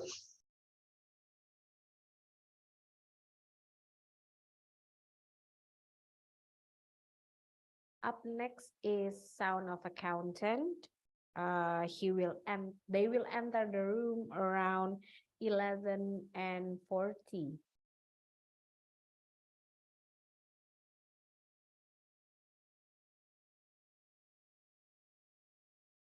So Niskala team may exit from this Zoom room. Thank you. Thank you for the judges and MC for the opportunity.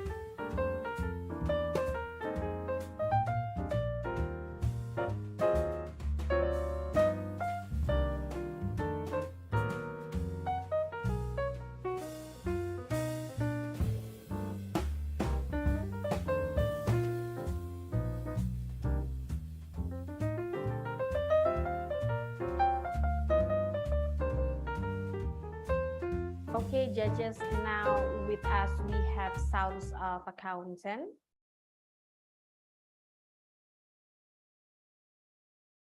I would like to ask you, Sounds of Accountant, to prepare yourself by share your screen right now.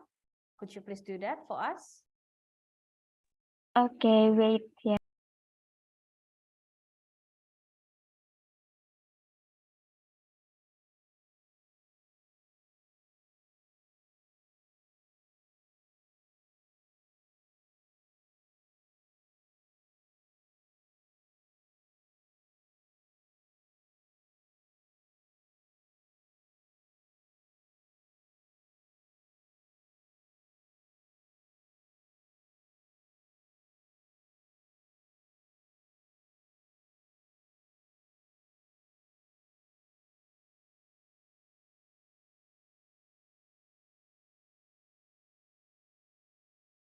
We still have not seen your screen. Could you please do it again?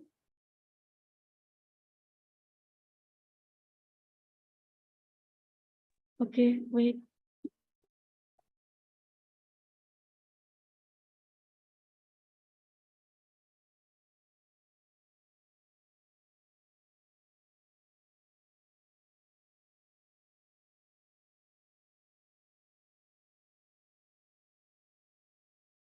Okay. Your 8 minutes, you will have 8 minutes to present your presentation. So are you ready? Okay, your presentation starts now. Should Dr. Carl sell their physician practice or keep their business? Okay. Good morning, good afternoon, ladies and gentlemen, and the honorable judges. Please allow us to introduce ourselves. We are from South of Accountant team. My name is Jenny Tasha as the first speaker, would be followed by my colleagues Nabila, Risma, Jasmine, and Theo. Before we go to case analysis, our table of content is introduction, problem identification, company analysis, recommendation, justification, and summary. Next, the introduction, internal medicine associate in introduction. Then in Dr. Carl reads a recent article that discusses trends in physician practice that they're more hassles in administration than will be a doctor. Then in his practice, he found many problems. There are struggling to implement electronic health records, adjust to volatile reimbursement and shrinking profit margins, demonstrate improvement in quality of care, and the annual physician bonus will be significantly less than previous, and it could even reduce the 1 or 2 employees.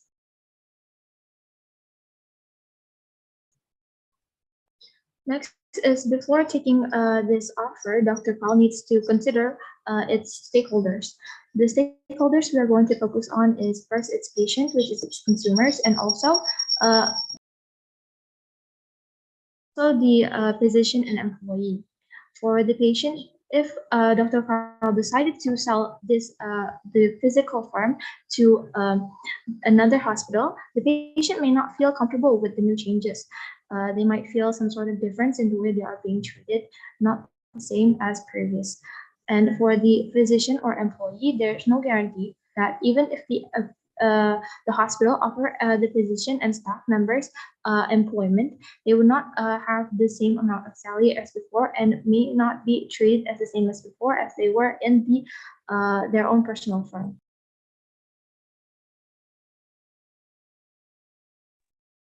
Next, the advantage of selling RS for Carl. The advantage of selling RS for Carl, first, because Carl's life and income are more secure. Because he was drawn to medical health care, the medical institution that called him, the money he made was more certain because he worked as a worker rather than self-employed, was income depends on what he earns. And the second, Carl will focus more on his patients because he will not busy with their administration. Then the disadvantage of selling RS for Carl. First, lost customer and investor who have been with them for a long time. then cannot control the business anymore because initially Carl was the majority shareholder, so that the decision was in Carl's hands. And third, because RS is an inherited practice from his grandmother, it's very unethical if the RS is sold. Okay, the advantage of knowing the ROE number is being able to know and predict how much profit you will get. And if the company has a ROE ratio of above 20%, the result of the company's ROE calculation in 20 and 18 are also to number one, indicating the more effective and efficient the use of company equity is the generic income. But in 20 and 19, it decreased by minus 0.12. Starting that close to zero means that the company is not able to efficiently manage the available capital to generate income. But in 2020, the company can increase the ROE value by 0.9. Judging from the ROE analysis, it can be concluded that the Dr. Carl's company is declared healthy. The result of the calculation of the ROE analysis in the company are not close to 1. This indicates that the company's performance is increasingly effective. From the calculated ROE results, it can be seen that in 2019 to 2020, the company's finance increased greatly. Plus, in 2020, there was a COVID-19 pandemic where companies in the health sector were urgently need so that Dr. Carl could make a decision not to sell his company.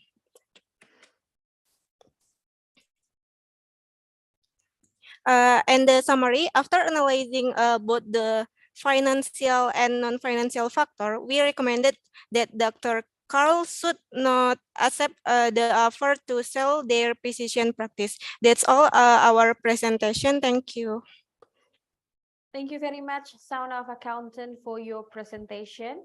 Judges, now you may ask a question to the team. Thank you. Maybe I'll start. Thanks for the presentation. And just a more general question, to get some of your thoughts is that now that your recommendation says that Dr. Carl should continue on in his business and not sell, so how or what can you recommend, that he can now proceed to try to increase his market share, in his industry and to compete more strongly against the other competitors? Any advice or recommendation to this? Thank you. Thank you for the question, Mr. Rai.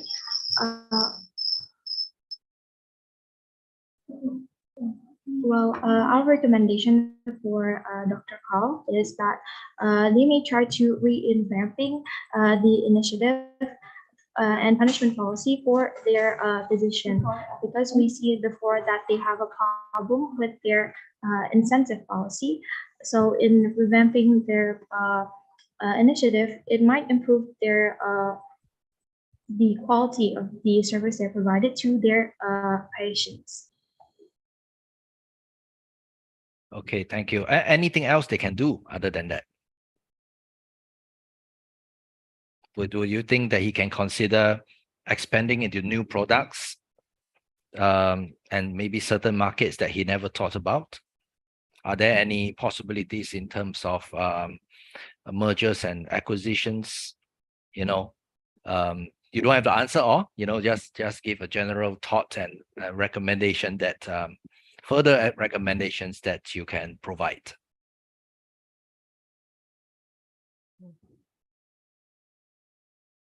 Okay, sir, we have another recommendation for the car. That is doing the acquisition. Why? Because we need the investor to come to our business to expand their business.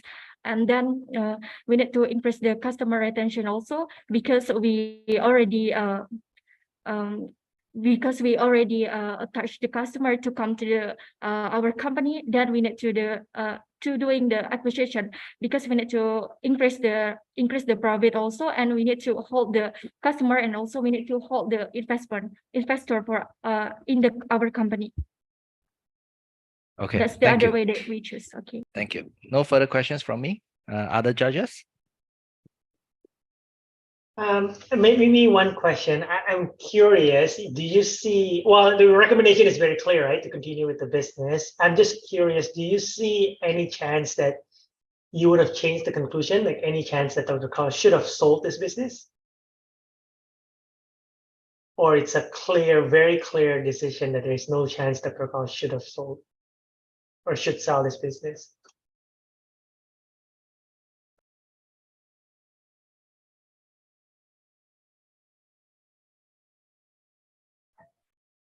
Thank you for the question. We decided that Dr. Carl should not sell this business because we consider both the patient also and the employee side, because we consider that business ethical is more important than immediate financial profit. Although profit is both very important, we think that they both go in line. If we provide a great service for the employee and also the patient, it will also in the future affects our the business firm profit in the future, because it would grow their market and their reputation. Okay, so it hinges on the ethical question, and so you think that is the most important factor. Okay. Thanks. So judges, you don't Okay, time. Can I ask one more question? Yes, sure. We still have 2 minutes for this. Yeah, so perhaps this is nothing to do with the analysis on the financial. One of the interesting item highlight in the case is about the healthcare reimbursement model, right? Under the current model, physicians or doctors are incentivized to provide more treatment, so more number of care, because they are paid by volume rather than additional care at value. So that's why a new MIPS system was introduced, where you are taking into the factors for quality, cost improvement, and interoperability and other matters.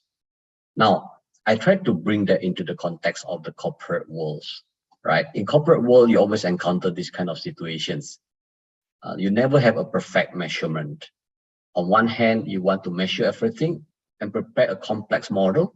By the time you want to do it, the cost is so high, capturing the data is so expensive, then you lose the momentum, especially talk to the startup. Or you can keep things simple, but measurement, but not perfect. With those kind of illustration about the medical system, I want to get your thought around this. What do you think of the implementation, or what do you think about this concept of getting things are more simple rather than more complex, and then the measurement, might be every factors coming in, but then it's never been so costly to capture those data. I would imagine a very difficult way of measuring the cost improvement, the quality, and all the sort of stuff would end up with a lot. So what is your thought on this? Thank you for the question. I thought whether to, we think it's great that if we can do our research with more detailed and also with more complicated calculation of how the future of the company will go. But in the end, it's more important. It is very important to act in the moment. I think that if we take too long to make a decision, if we take too long to collect all the data and all the research that is needed to make this decision, we might lose the opportunity to grow our business or to make a great decision because we lose the momentum. That is why I think it's okay to have simple and not really complex calculation to take this decision, because it is important to seize the moment and the opportunity so that it won't be lost. Thank you. So which one, A or B? You're more towards on the simplified model, is it? Yes, simplified to, yes, simplified. Okay. Nothing to do with the case. I just want to get your thought on that. Yeah. All right. Thanks. Okay. Thank you very much, judges and Sons of Accountant team, for sharing your presentation with us. So we end your presentation. Now you may leave the Zoom room. Okay, thank you so much, judges. Thank you. Thank you. Thank you.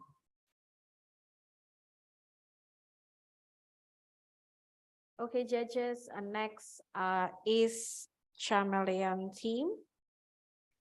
They are being prepared and will enter the room around 12 a.m. 12 p.m., sorry.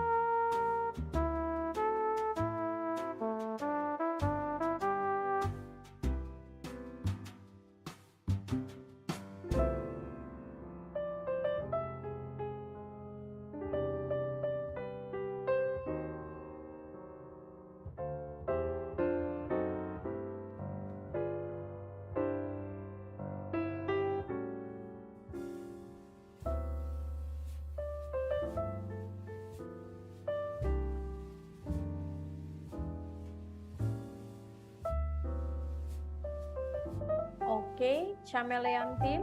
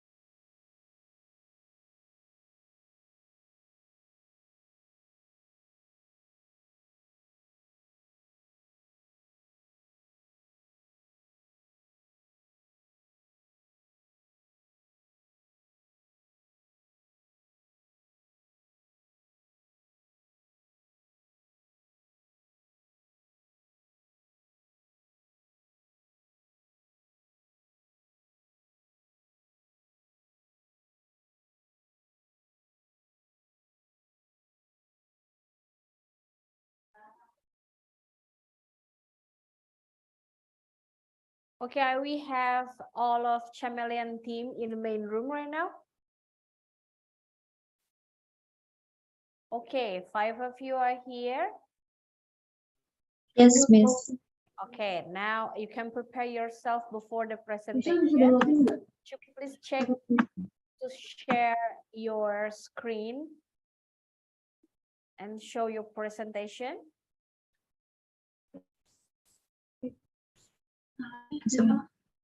Okay, we will present our presentation in a minute. Yes. Yeah. No, we have not started the presentation time yet. I'm asking you to prepare yourself. Now, first thing first, show your screen. Let me see it.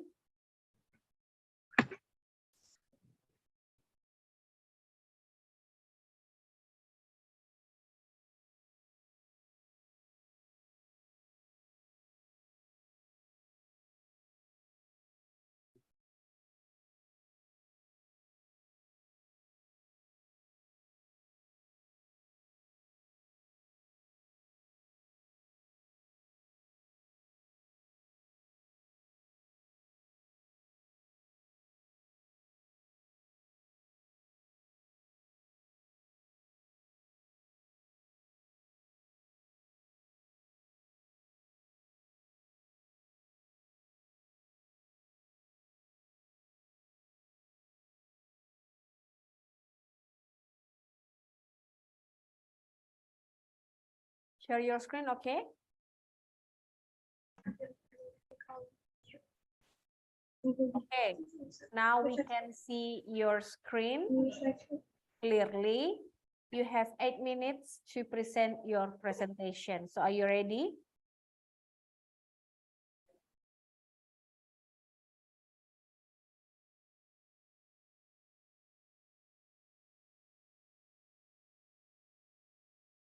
Okay, your 8 minutes presentation start now.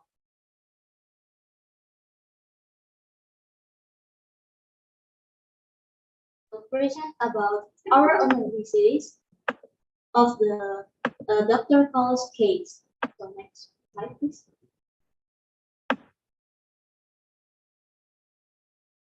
So before that, let me introduce our team members. So we are Chameleon team, and we are consist of Shofa, Naila, Hardana, Nyayu, and Michelle.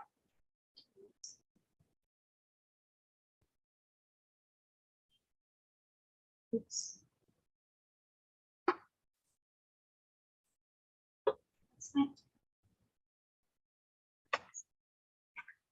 Okay, so before we move to our analysis, I'd like to show about the big picture of this session.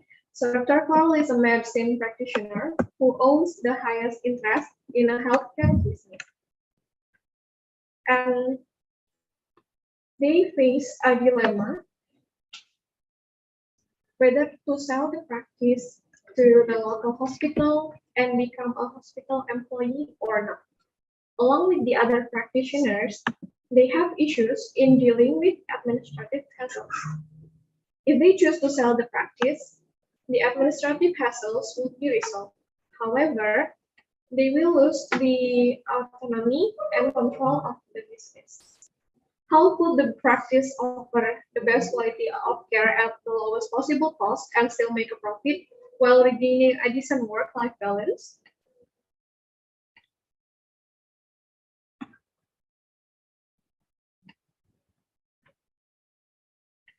So to decide whether Dr. Call sell the business or not, there are 2 point of views that need to be considered, such as the profitability as well as the ethical issue. So from the profitability side, we predicted that Dr. Call's income based on how profitable it would be using financial forecasting and Excel calculation. As shown in the table, we have a consistent increase in patient service revenue from 2021 until 2023. So the total revenue that we calculated provides an increases as well from 2021 until 2023 after adding the miscellaneous income.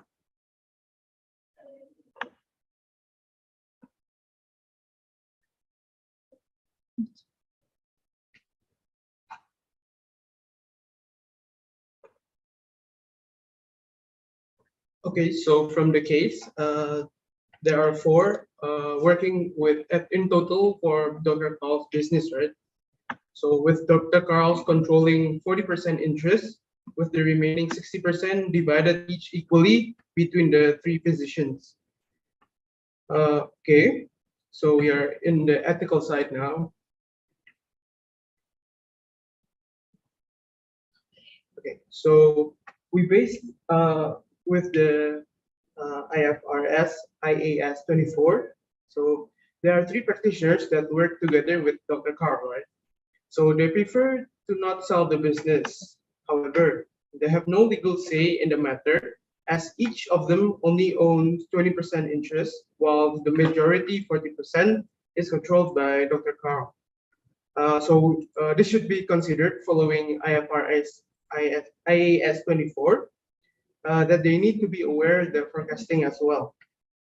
So the IAS 24 says that it sets out disclosure requirements to make investors aware that the financial position and results of operations may have been affected by the existence of related parties. Okay, next. So I believe that is all for our brief presentation. Thank you for listening. And are there any inputs or questions?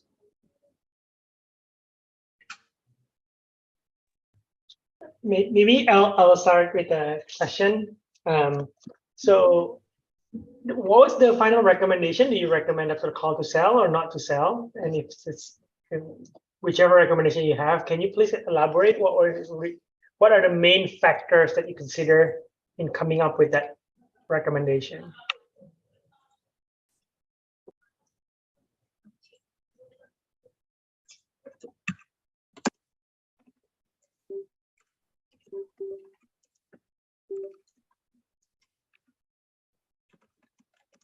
Sorry, can you hear me? Yes, it's clear, sir. Okay.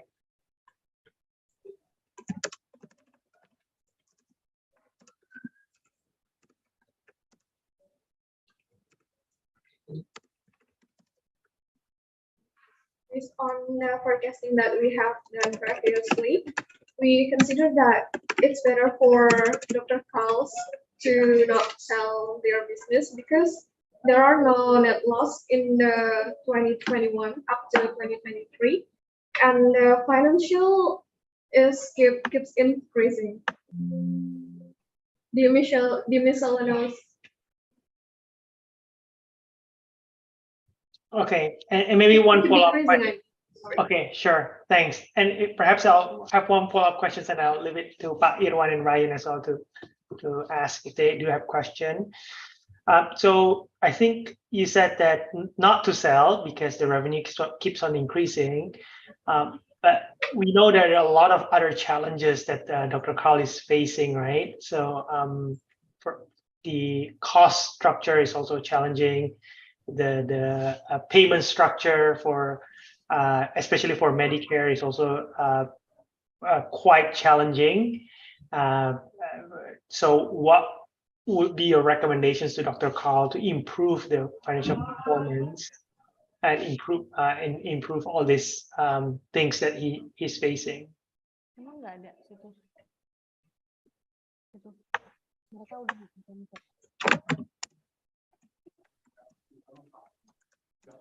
dimintain aja, mereka suruh, tapi jangan yang tim yang ini. Jangan tim yang ini.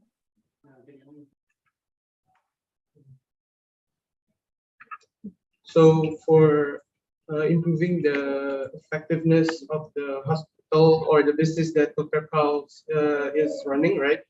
So he wants to focus on the quality of the business, right? So we suggest that we suggest to maintain a competitive edge by maybe to maintain the profitability. He should focus on reducing overall spending, but he should focus on the quality of his service. So, and this is to enhance the satisfaction of the patients as well. Right?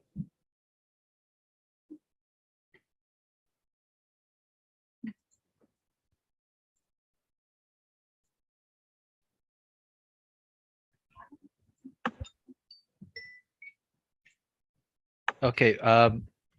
Thanks for the answer. Maybe I will give a very quick question to you. In regards to your financial income forecast that you showed earlier, what are the strongest opposing views that you think may prove your revenue forecast wrong?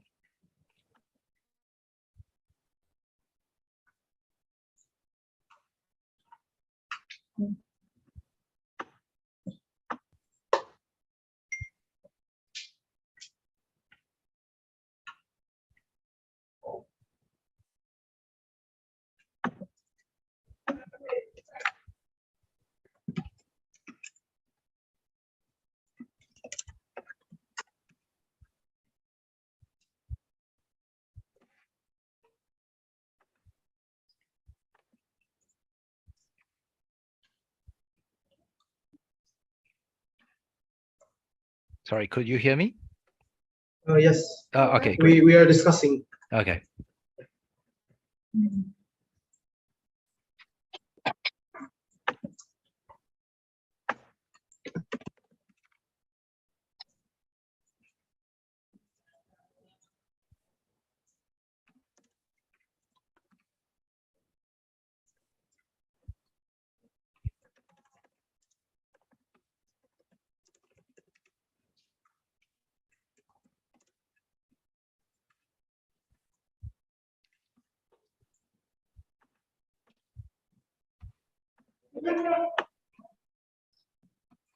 So there's some views that can make our forecast can be missed is the sudden challenges in the economic, like economic struggle, or suddenly they have a recession in the country itself, and also there might be some inflation in the future. There might be, it can make our forecast missed from our calculation previously. Okay, thank you very much. Thank you, sir. Perhaps if I can have another question. Yeah. I want you to put ahead of a cap of as an accountant. Yeah, we are talking about financial statement analysis. If you look at the historical performance of the IMA, yeah, the clinic in the last 3 years, 20 PY2, 20 PY1, 20 X0. Now, what are your key observations from their financial? Any things that, being accountant, you want to highlight that? In other words, is Dr. Carl and their friends doing good? Or are there any room for improvements, Perhaps can give a few key observations. If you can highlight a few points on their financials. Yeah. Okay. income statement.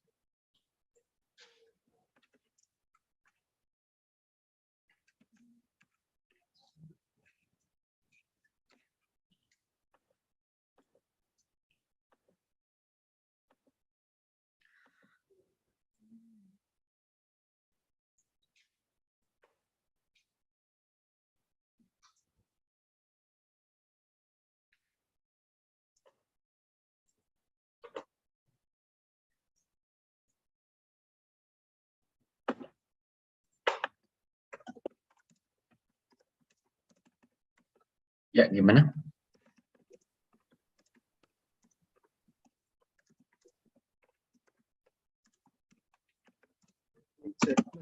We're still discussing. I'm afraid we don't have time for that. So are you ready to answer the question or not? Yes.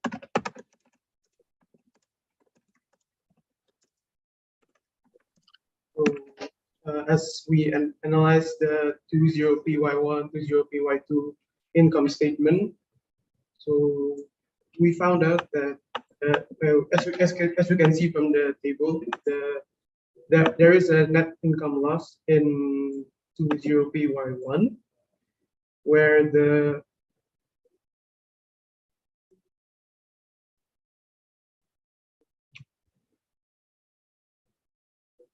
Perhaps to help you guide the discussion. where the cleaning and maintenance is the highest in 20. Yes.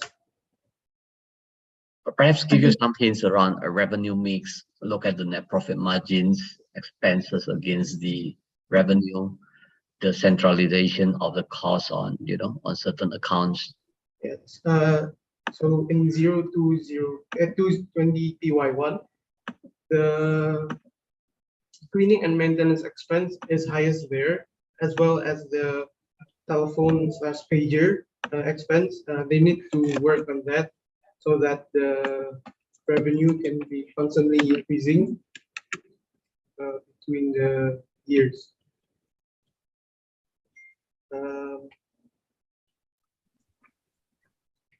Okay, judges, I think time is up for Chameleon. Okay. Thank you very much. Thank you, guys.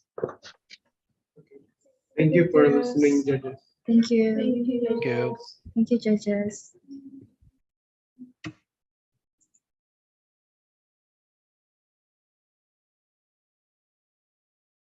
Okay, judges, we have our 3 last team.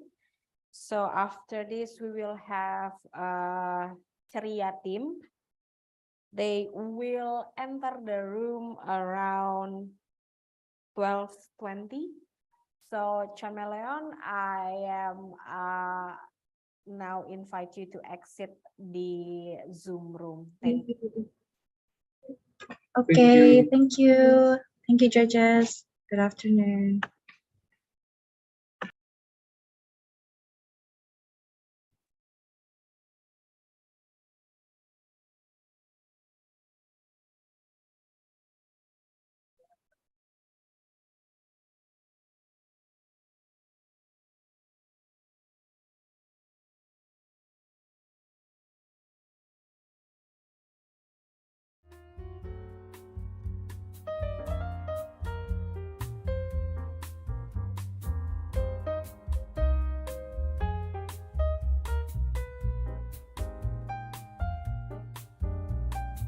Sorry Monica, jam berapa tadi? Saya mungkin miss 12:25. Tim selanjutnya akan masuk dalam room pukul 12:20, Pak. 12:20, oke, sip. Kita akan masuk ke ruangan sesaat lagi. Oke. Sudah selesai juga untuk karantinanya. Sip. Tim ceria adalah tim ke-8. Kita masih punya 2 tim lagi. Yep, thank you. So far kita on time ya, Pak. Yeah, thank you.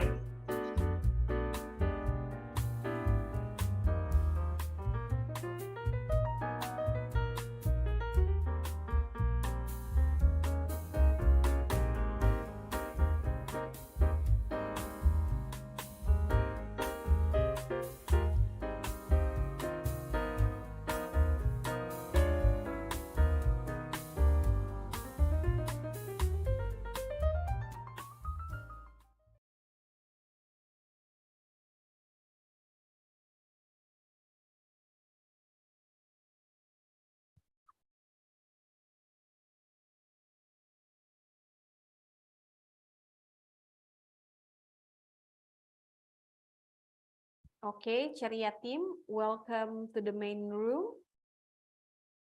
So we have 5 of you already.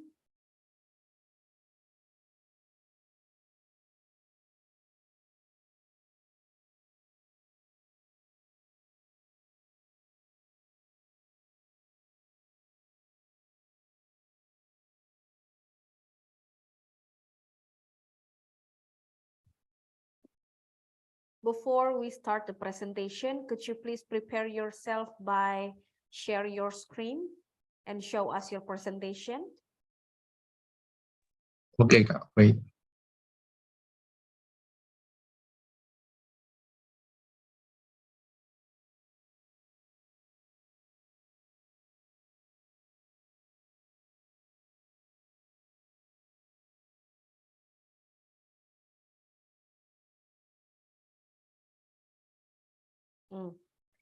Okay, we can see your slide now. So are you ready for your 8 minutes presentation? Ready? Okay, your time starts now. Wait a second, Kak. Wait, I still have a technical issue. Okay. Wait, 10 seconds maybe. Wait. Okay, I think it's okay. Okay, so everything's clear? Yeah. Okay, your time starts now. Good morning, our dearest judges. On this wonderful day, Ceria team will present about Dr. Carl's hospital case that has been given to us. First of all, let me introduce our team. Next. Next. Okay, in this team, there are Patricia Dewi Kusuma, Clarissa Dominic, Ricky Suartono, Fani Elvina, and me, Jesslyn Elaine Saputra. Now I'm gonna explain a brief of this case.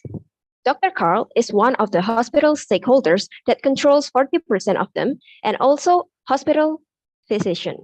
In this case, he is in a dilemma whether to sell the hospital or not to sell it. What caused his dilemma are he will lose his autonomy and control if he sells the hospital to the local hospital. On the other hand, his salary will be guaranteed and he don't have to worry about the administrative hassles. Therefore, he can focus on his patients and improve his work-life balance. Besides that, he also thinks about the benefits for the other physicians and employees. What will they get if he sells the hospital? From this case, we will discuss about financial sustainability of the practice and also give recommendations based on the data provided and also some assumptions. Next. Next, we will discuss about the qualitative considerations that Dr. Carl have to make if he decides whether to keep or sell his own self-employed clinic. And then, so in this case, for Dr. Carl, he have the sole authority to make day-to-day management and long-term decisions with 40% of interest, and the other 20% interest is owned by other stakeholders, which is the minority interest. And for the decision, if Dr. Carl decides to keep his clinic, or he can maintain the autonomy and his grandmother legacy. And then the other positive part is that he can maintain the relationship with the existing patients. But if he decided to sell, there's also the considerations. He get a guaranteed salary from the local hospital, and then he had a work-life balance, because right now Dr. Carl had difficulties in handling the time.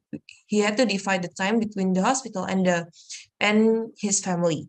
And then the other part, he can focus on the patients to do no administrative hassle. So if he decide to sell his hospital, then he had no need to have the administrative hassles like tax and others. But the negative side is that he lost the autonomy and control. He cannot control the hospital as he wants, and he cannot enforce his values and goals in the hospital. And for other stakeholders, such as the minority interest or other physicians, is that the positive side, if Dr. Carl decide to keep, is that they already have the same goals, vision, values, and they already adapt to the management or the idea of Dr. Carl. But for the minus side, they can only depend on Dr. Carl's decisions and trust to its management, as Dr. Carl have the sole authority. And then if Dr. Carl decides to sell, then he can have an improvement of the management or professional management, because he gave the hospital to a more professional management. And then, but for the disadvantage, they can have a future risk of ownership interest and also future implications of incoherent goals. And for next, there's also the patients. For the patient side, if Dr. Carl decides to keep, then for the patient side, they are happy because they have a trust and good relationship with the existing physicians, which is important for the patients, as they have all the data and they already have a good relationship. And for the sell decision, the patients also have they can have an advantage like future improvement, maybe for the management and for the system or the service, because they will become a professional service. However, there's a disadvantage. If Dr. Carl decides to keep, then there's no quality improvement, because there can be a risk of no quality improvement, as Dr. Carl had to handle it by himself. But if Dr. Carl decides to sell, then for the patient side, they can, the negative side is they have to build the trust for the management, and they also have to build trust with new physicians and others. So there's the negative side for the qualitative considerations. And then next slide will be explained by my partner. Okay, just now we have done talking about the qualitative aspects. Of course, we have to talk or consider the quantitative aspect, because we have to make a multidimensional decision using both qualitative and quantitative aspects information. Next, we're going to talk about Dr. Carl's point of view about the quantitative aspect between keep or sell, just from the quantitative aspects. If he were to keep the hospital, he will keep 40% of his interest and got his annual payment. Annual payment can be seen in the both sides, both keep and sell. And why is that? If the both sides have them, isn't it make it relevant? Or actually it's no, because the annual payment he received from keeping the hospital or maybe selling the hospital must be different. I mean, having income as only a physician is obviously different from having an ownership in the hospital. While on the sales side, he would get $1.7 million for the practice and composition, and he lose 40% of his interest on the hospital, while his annual payment, just as his physician, must be lower than he being a owner of the hospital itself. Then how is the quantitative aspect from the hospital point of view, and what strategy we recommend to Dr. Kais as his advisor will be explained by my partner. Okay, so next, the goal of this solution is to achieve financial sustainability that can be applied by economic, environment, and social. So here we recommend several strategies, such as the first one is we see that the revenue are dominated by the revenue from the patient. But however, there are insignificant amount of miscellaneous income, like by 0.09% of the total revenue it gained. So to solve this, we recommend the hospital to have various income sources, and also having a tele-hospital, such as if we know right now is having Halodoc, and then we also have to maintain a good cooperation with the government. Like here we see that Medicare is like, if Indonesia, we can say that it's like a BPJS. So when having much more BPJS or Medicare here, we can see that the company, the hospital will gain more income from various income that can have to and then hand that can achieve the financial sustainability. And so we can also manage the CRM and also management strategies, CSR and risk management to gain the better for the company to achieve the financial sustainability. From here, we can say that it's better to sell the hospital, that the quantitative factor will be discussed by my friends. Yeah, thank you. And now we are talking about the financial projection. We project that there will be an increase in the income for the next 3 years because there are two reasons. Because the first, there has been an increase in medical awareness in the pandemic.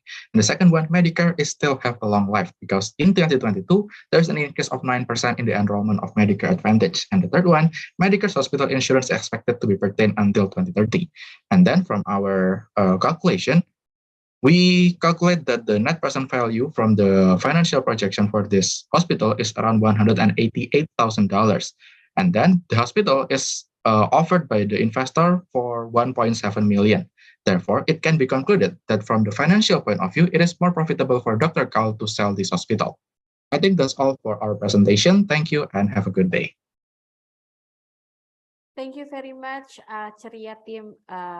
Just in time, you finished very just in time. Okay, judges, you may start asking a question to them.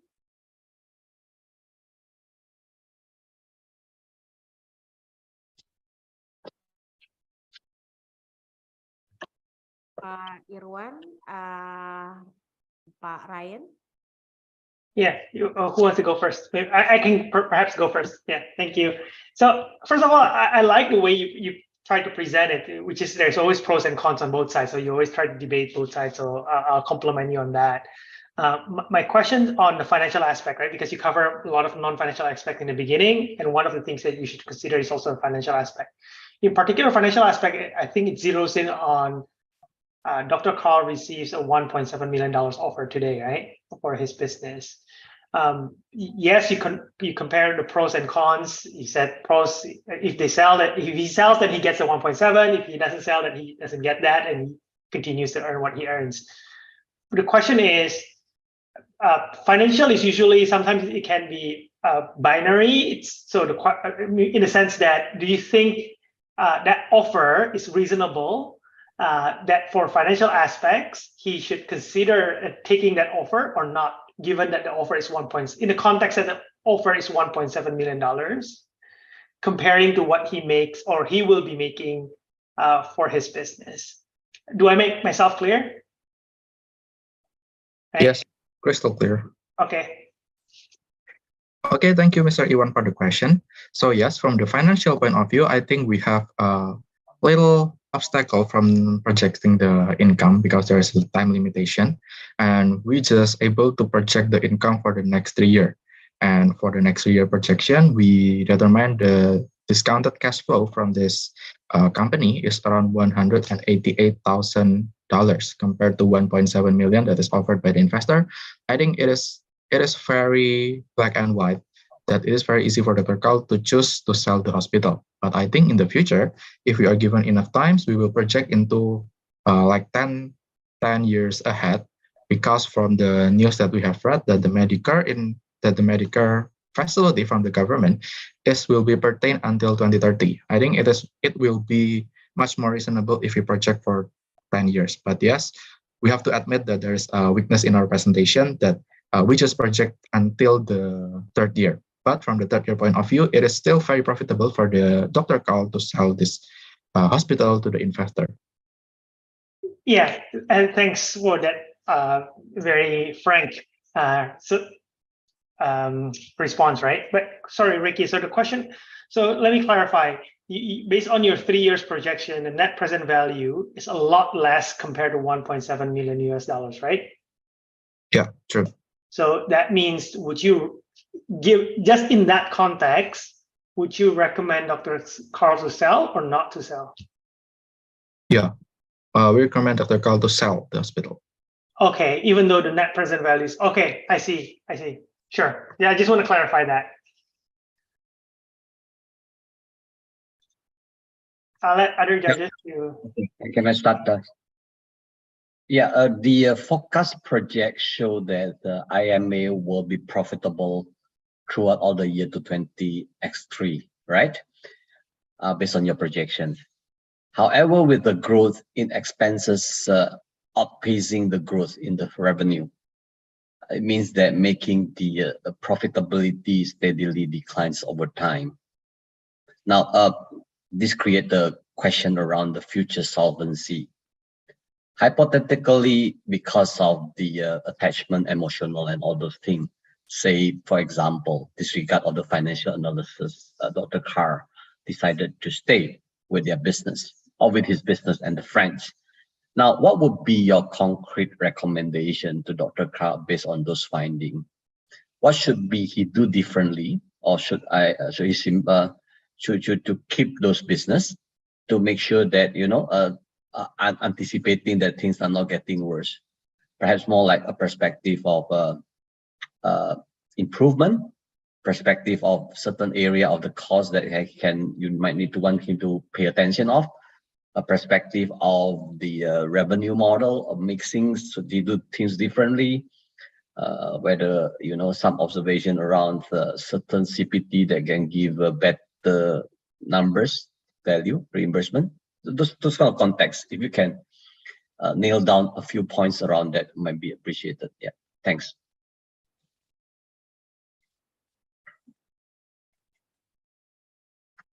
Okay, thank you for the question, Mr. Irwan. So yes, we're totally aware that the income growth is a lot less than the expense growth. But as we have mentioned earlier, that we have proposed several recommendations and strategies in order for the hospital to overcome this problem. That will be explained by my friend Clarissa. Okay, thank you, Ricky. So here, yes, right, that the revenue on the short term will grow less significantly than the expense, but in the long term, we believe that it will grow more significant than the expense, because based on our strategy that we given, we will have we recommend that the hospital will have various income sources, that it's not just for the current patient, like the offline patient that come to the hospital, but also from the telemedicine.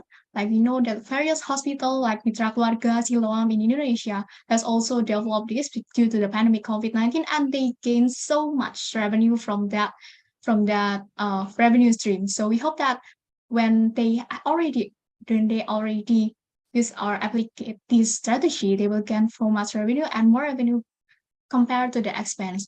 And therefore, why the expense is less a little bit high in the short term, because that when we are going to invest in some new technology, then we should have some investment on the first, but we will gain the advantage and the benefit more and more on the long term. Maybe my friend will give another explanation. Yes, thank you, Ms. Clarissa. Yes, based on our common sense analysis, we see that the wages play a big role in the expense. So it takes around 64%. And then from our strategy, that is the telemedicine or telehospital, I think it's a good strategy in order to reduce the wages expense, because by using the telemedicine or telehospital, a doctor can handle many patients at once. Therefore, the wages will decrease. Besides that, from the case, it is mentioned that the system that is implemented today, the single merit-based incentive payment system for the doctor, is still not effective yet. So I think there will be a room for improvement for the system in the future. So if I understand correctly from your answer, so you look at from a few perspective. On the top line, what you say is today they are operating in a conventional way. Majority, almost 99% of the business coming out from the conventional patient service revenue. They should look at other ways of boosting that through telemedicine. I think it's a good idea. So on the expenses, I think you mentioned by doing some sort of first initiative that your OPEX will reduce concurrently because some part of the cost can be reduced over technology. Is that what you're saying? Yes, sir. Okay, thanks. Now, one part interesting about the cost is their cost is very dominant by wages and employee. If you add up the employees' cost, and employee benefit, it takes up about 80% of their costs.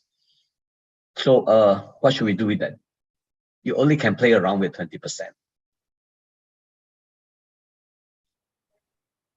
of the non-things, right? And either unless you cut people.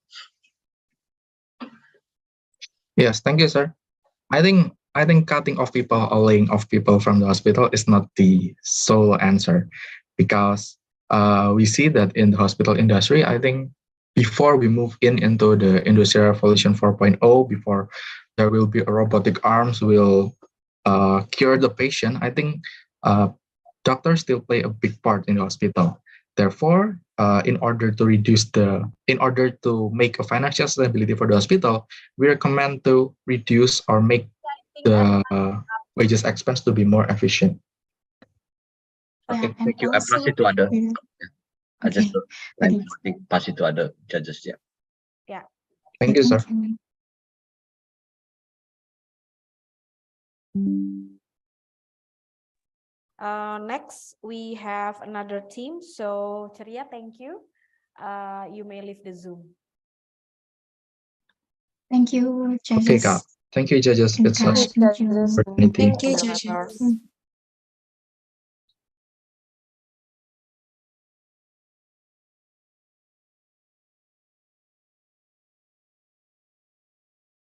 Untuk panitia nanti di akhir saat Q&A, tolong judgesnya semua dipin ya untuk di screenshot. Thank you. Next, we will have Fantastic Five, sorry.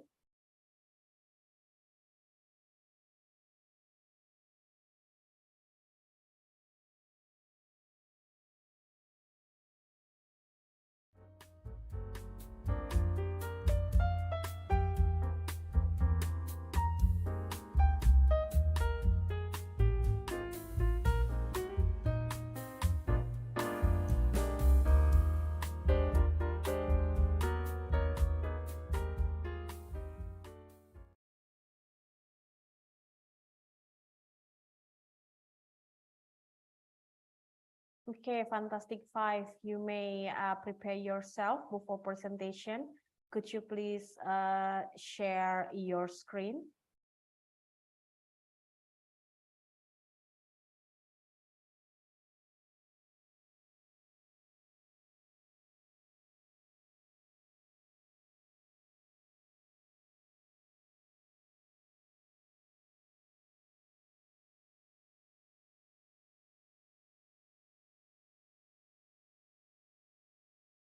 Okay, so are you ready? Yes, Your 8 minutes presentation start now. Okay, in this fast-moving era of our healthcare environment also evolving, so how we can overcome it? We are Fantastic Five, and we consist of Frankie, Catherine, Monica, Maureen, and Luis Alicia. Next. Our agenda for today are backgrounds, assumptions, calculations, and also conclusion. Next. For the background itself, next. It is about the evolving of healthcare environment and Dr. Carl's concern about this evolvement. And then the problem itself is because the fact says that the first time in American history, there are fewer physicians who own their practice that are employed.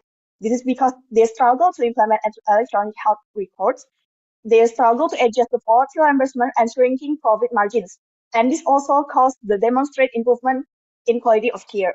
And this might result in annual physician bonus will be significantly less than the previous years. And because of this environment also, the physicians or the practitioners also having to imbalance work life. And the goal of Dr. Calls is how to offer the best quality of care at the lowest possible cost and still make a profit, and also a decent work-life balance for the practitioners. Next. Next up, we move to the assumptions that we made based on the financial data and also the financial highlight that we come from the US government data. Firstly, we can get the revenue assumption from the financial data provided in the case. We count from the 2018 until 2020, we find that the revenue assumption for the growth is 24.51% for Medicare and 24.52% for the commercial. And we assume that this growth is constant for the year 2000x1 until 2000x3. And also for the volume assumption, we count from the revenue assumption, and also we also taking considerate the inflation rate of US. We found from the US government data, which is 8.5%. Next up, for the expense assumption, we get this data from the financial data provided from the case, and also for the rent expense, and also the professional expense, and all the other expense, we find from the US government data that the rent increase in US is 14.07% from 2010-21 and to 2022. And for the professional fees, we consider that the salary increase for the professionals in US is 4.8% in 2022. Next. Okay, next we will review about the calculation. Next. About the revenue forecast. In the first revenue forecast related to commercial insurance, based on the assumption previously presented, the reimbursement rate increased due to 8.9% inflation. The total revenue increased by 24.5% constantly. And meanwhile, the patient volume increased along with the increase in the total revenue and reimbursement rate. As you can see, the total commercial revenue has increased every period because of our assumption. Next. Meanwhile, for our medical revenue forecast, we use the same assumption as the commercial insurance, which is the reimbursement rate increased to 8.9% of inflation and the total revenue increase, same with 24.5% constantly. Meanwhile, the patient volume, same, increase along with the increase in total revenue and reimbursement rate because of the inflation. So next we will continue our point. Okay, thank you, Frankie. And then next up, after the revenue forecast, we will calculate the income statement forecast of the Internal Medicine Associates. So we have the revenue and then the expenses. With the revenue, we have 2 points, which is patient service revenue and then miscellaneous income for X3 and then X2 and then X1. We got the patient service revenue from the revenue forecast explained by Frankie, which is we added the medical revenue, the Medicare insurance revenue with the commercial insurance revenue. And then with the miscellaneous income, we multiply the assumptions of miscellaneous income presented by Catherine, which is 0.14%, multiply with the patient service revenue of those years. And then with the expenses from the Excel given by us, we receive expenses data of expenses from X2 year, and then we calculate the X2 year with the assumptions of percentage given by us with the assumptions presented by Catherine, and then all of these expenses will be total and then minus with revenue, and then we got the net income or net loss of Internal Medicine Associate from X3 to X1. Next. Gathering the data of revenue forecast and an income statement forecast, we put all of the data into the financial analysis. And then we can see from the net income in the bottoms that the Internal Medicine Associate increased net income from 21x1 until 20x3. And then based from this financial analysis, we can conclude to the conclusion. Okay. Next, due to the increasing Due to the increasing of volume patient that we can see on revenue forecast, there will be a full report for Dr. Carl to handle the hospital. So we conclude Dr. Carl to sell their interest to local non-profit hospital. It is better for him to gain work-life balance as he wants and mentioned on the cases. Otherwise, from Zipia.com said that non-profit organizations supplies millions of jobs to Americans and represent a relatively huge portion of the United States GDP. From their website also mentioned that 5.6% of the US GDP comes from non-profit organization. For closing, we suggest Dr. Carl to selling the business to the local non-profit hospital. Next. Okay, we are Fantastic Five, closing our presentation with quote from Confucius that our greatest glory is not in never failing, but in rising every time we fall. Thank you. Thank you very much for Fantastic Five. Judges, you may ask a question to the team. May I start there? Yeah. Right. My question, I have two questions. Can you show me your projections? Yeah. I want to understand the key factors that driving the significant growth from a business of about 1.2 million. Then it jumps to over $2.6 million within the 3 years. I mean, the company had been operating for ages, right? And then there would never been such kind of situations. What are the key factors that trigger those growths substantially? That's number one, my questions. Number two, the question is around your justifications. Why you recommend Dr. Karl to sell the business? From financial perspective, it's very obvious to me. If he can turn around the company from 8% of net profit margin to 46.8% margin, looking from your numbers, it means that a company that give you a $1 million a year, why you should sell it at the $1.7 million? I mean, just keep it for another 2 or 3 years. You already got a $4 million cash flow, in your pockets. Can you enlighten me on your logic around that decisions?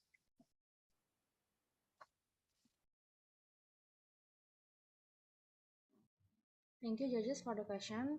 Our assumptions, besides from the revenue assumption that we calculate that the revenue growth is constant at around 24.5%, we also see the trend in this healthcare industry. How do you get the 24% increase? We get the 24.5% increase based from the data that provided from the case. How do you get it to that 24%? The case only showed the increase of about 5 to 10% every year. In fact, it's pretty flat in the 2020 to 20 PY2 to 20 PY1 is pretty flat or slightly declined, and only increased slightly in the year 2000 X0. Okay, thank you, sir. So based on the case, it is provided that the income statement of Internal Medicine Associates from year 2018, 2019, and also 2020. We calculated from the revenue for the patient service from 2020 and 2019. We calculate the growth from both figure. That growth is for 4 years. That growth is for 3 years growth, right? Why you are applying that for 1 year growth? How would that be? It means that that kind of a compound annual growth rate for the last 2-3 years, and then you take the whole lump sum numbers and then you plug into the yearly growths. And we can see that due to the pandemic of COVID-19 and also the several trend growing in the healthcare industry, we see and we sense that the healthcare industry is growing throughout the year because the community, the people around us is becoming more concerning about their health, and that's why we see that the healthcare industry is growing from time to time. But nothing in this case talk about the COVID, right? It's not about the this is more like a situation back in 20 PY, not even defined what was the P that was there. Anyway, continue. Yeah, Mike. Perhaps in the interest of time, can you go back to my second questions? Okay, and then thank you so much, Sir Irwan, for the question. I'm going to answer the second question, which is about the conclusion. Why we suggest Dr. Karl to just sell the shares of the company to the non-profit organization? Because, of course, based from the financial data, we can gather that we will experience an increase. But outside from the financial data, first of all, there's an increase in volume patients. But without this increase of volume patients, we already know that Dr. Karl, also with other doctors, stated that they don't have work-life balances. The families, they just don't have the work-life balances, and then adding the increasing of volume patient, which means that more data works, more work for the doctors. It will be more harder for them to just organize those companies by themselves, by those 4 doctors. And then because of this, we believe that it is better for the doctors to start selling, not all 100%, but start to selling more of the shares of the companies to non-profit organizations so that they can have more people to help them to focus on organizing the hospitals without sacrificing the work-life balances of the doctors. Okay. Pass it to other judges. Yeah.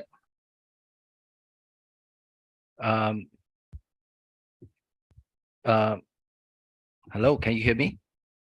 Yes, sir. Okay, great. So, okay, I'm going to just give a question that is the opposite of your recommendation. surely you have put in some more consideration before you came to your final decision.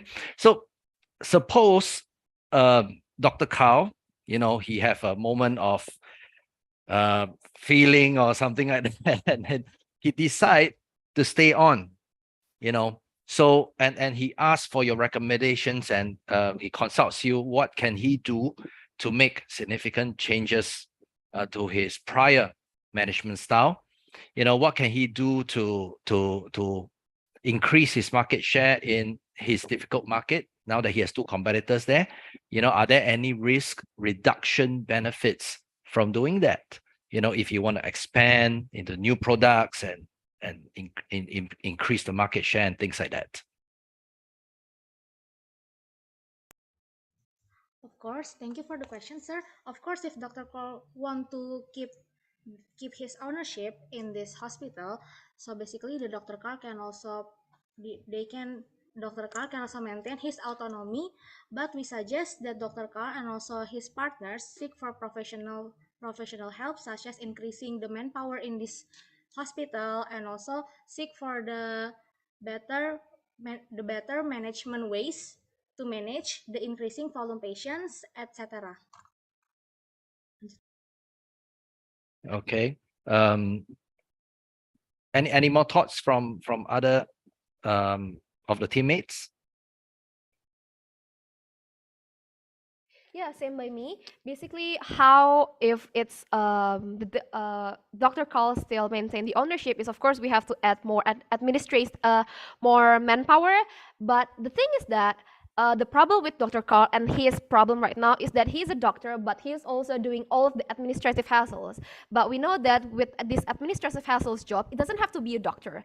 The problem is that Dr. Carl just have to add more administrative person as the job in the hospital to solve these administrative hassles, and then he can be more focused to do his job as a doctor. Okay, thank you very And much. suggest the Dr. Carl, maybe Dr. Carl can use the AI to manage the administrative hassle. So we can say that the skill required for this administrative task is moved to the AI, and Dr. Carl can be focused more in managing the patient and also handling the doctors available in the hospital. That's a good suggestion. Thank you very much. Okay, thank you. Thank you. Very much, judges. The Fantastic Five time is up, I think. Thank you, Fantastic Five, for sharing your presentation with us this afternoon. You may leave the Zoom room. Okay, thank you, sir. Thank you. Thank you.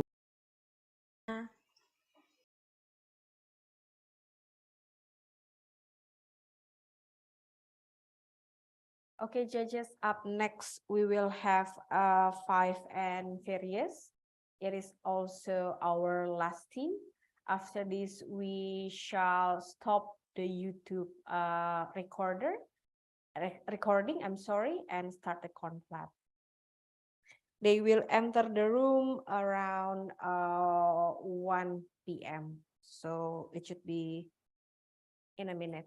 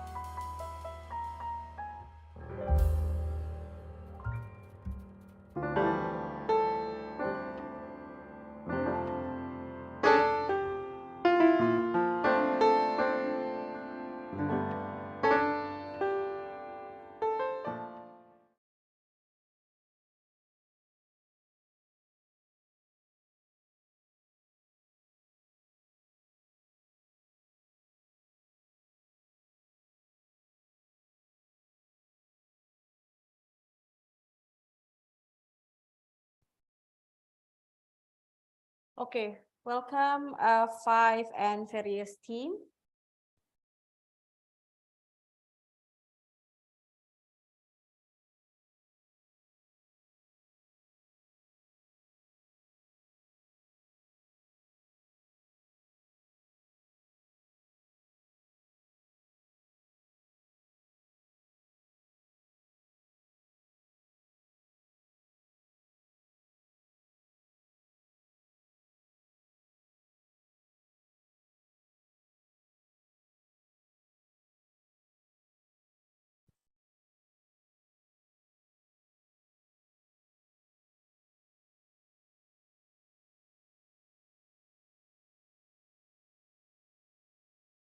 Okay, so we have 5 of you already.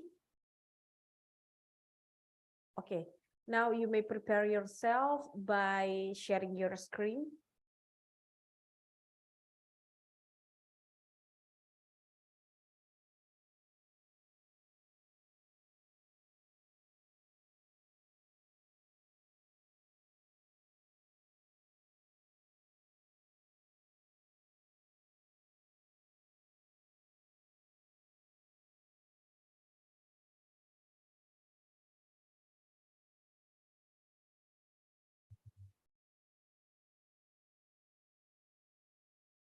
Boleh di-share screen?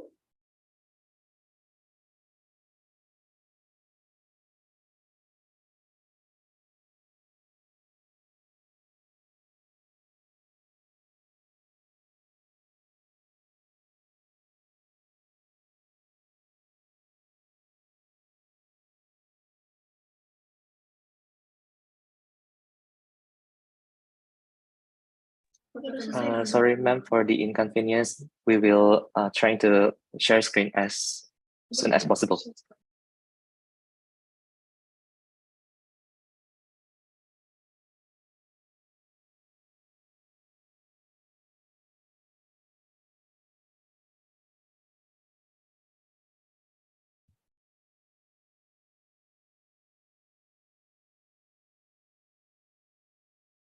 Okay, we can see your screen right now. So are you ready to start your presentation?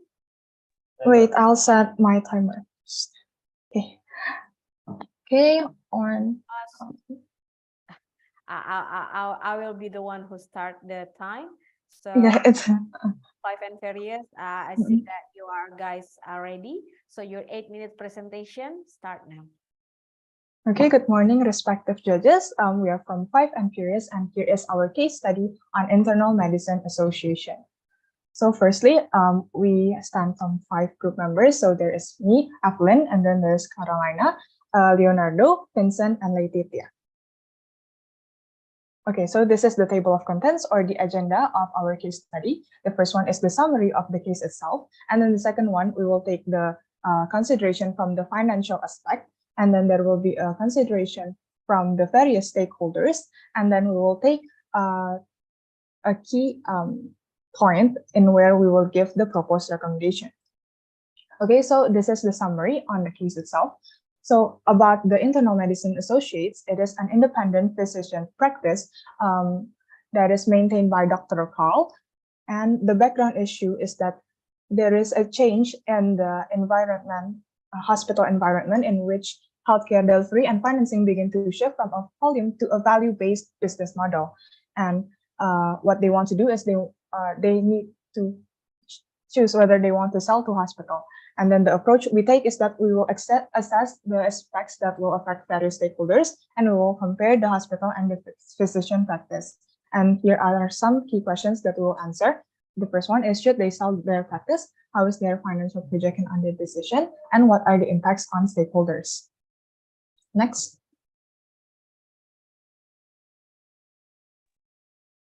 Okay, so I will continue the presentation. So here are the assumptions that we made for forecasting the income that we make on the forecasted income statement. So here are year 2021, 2022, and also 2023 for both Medicare and commercial section. The first one is 2.97. This is the inflation rate that happened in United States. So we just take the number from 2.97. as stated at the internet. And then for the 2022, we're taking the average of the growth of inflation rate at from the US inflation rate, both for 2022 and also 2023. Next slide, please. Okay, so here is the net income projection that we made from the forecasted income statement by taking the revenue and the expenses each year. First one is from 2021, the revenue we multiply the reimbursement rate with the inflation rate at 2021, and then we get the 1.2 million number for the 2021 revenue. And then for the expense, we're taking the growth of the expense each year. Then the revenue growth each year, and then we multiply the change rate and get then we get the 1.1 million number of expense, and then we're getting the net income for 2021 is 114,000, and we are doing the same for 2022 and 2023. Next slide, please. Okay.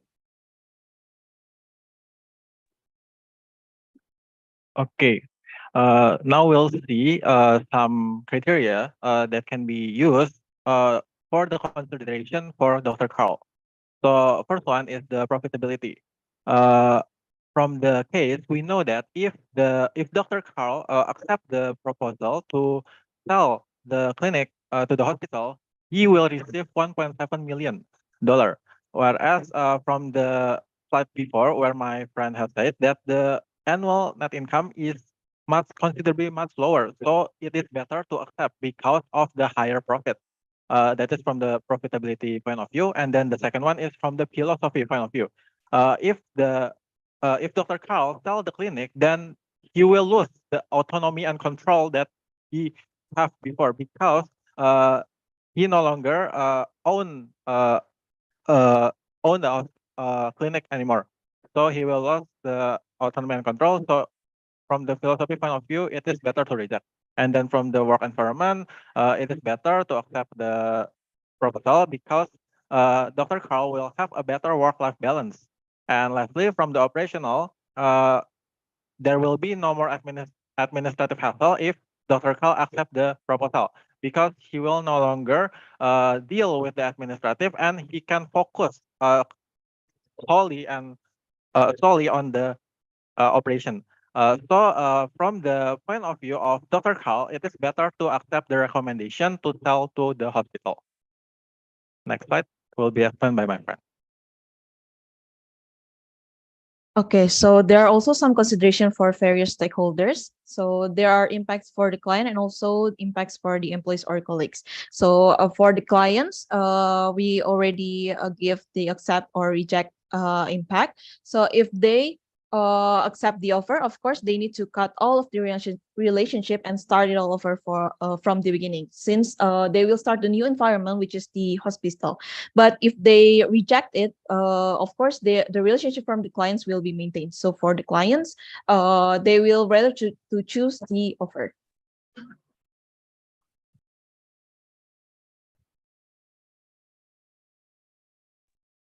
Okay, so that's our presentation for today, but we all recommend that Dr. Carl should accept the recommendation to sell the hospital. Okay, thank you very much, five and various judges. You may ask the question to the team.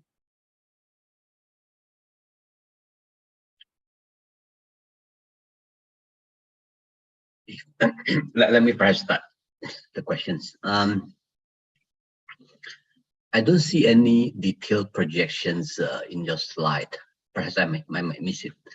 Other than the summary of the revenue and the profit, do you have the backup data on that?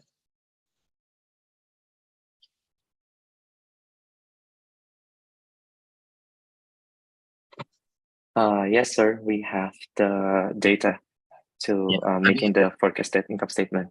Yeah, it's very specific. The request asks for the projected revenue and the breakdown, and as well as the profit and loss. Yeah.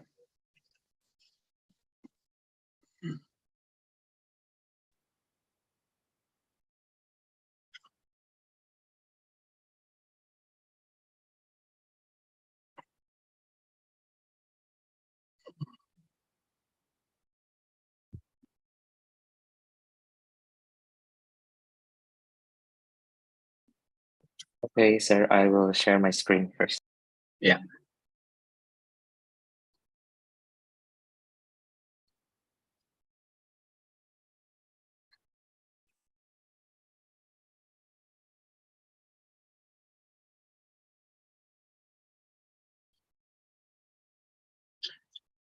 While you're preparing that, perhaps I can start with the second question. As Sure. you're aware, yeah. As you're aware, the role of accountant has evolved, right, from a preserver of value, stewardess, controller, kind of, to more a commercial strategic. So accountants is being pushed to make a decision towards helping.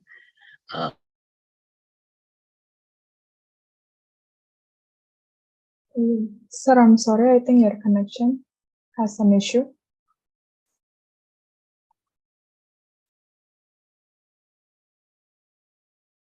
I think Pak Irwan Jaya we lost him. Sorry, team. No, we have not got him back. Maybe I can chime in with a question. Oh yeah, yeah. Yeah. Yeah, sure, Okay. sir. So, what do you think? What is your? I want to, is quite a general question, So, what level of confidence do you have in your revenue predictions and assumptions? Is there any?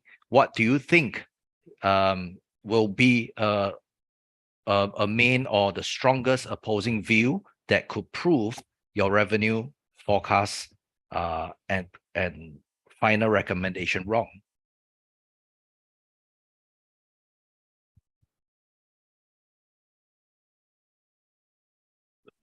Okay, sir. Yeah. Okay. Yeah. Thank you for the Basically, what question. do you think will affect your final decision? Can you name one or two things that that will prove that your revenue forecast was wrong? Okay. Thank you, sir, for the question. The first thing I'm gonna answer is how we get those numbers on the revenues and also the expenses. The first one stated on the case study PDF, they said that the reimbursement rate of the both revenue services will get along with the inflation rate, and then we'll get this number. Oh, sorry. Oh, okay. So we get the reimbursement rate growth by multiplying the growth of 2.96% inflation rate at 2021, and then for the 2022 we get it from the expected growth of inflation that will happen, and then we averaging the number, so we get 1.44% also for the 2023, and then we multiplying those patient volume with the reimbursement rate, so we're getting the total revenue number. And then for the expenses, I'll get it from the change of the total revenue, the growth of the total revenue, and then I multiply it with the last year's expense. So we're getting 1.1 million and also a revenue minus expense, and then we get 114,000. And then what will we the key that sorry, sir, the last question is, what is the last question that you proposed before?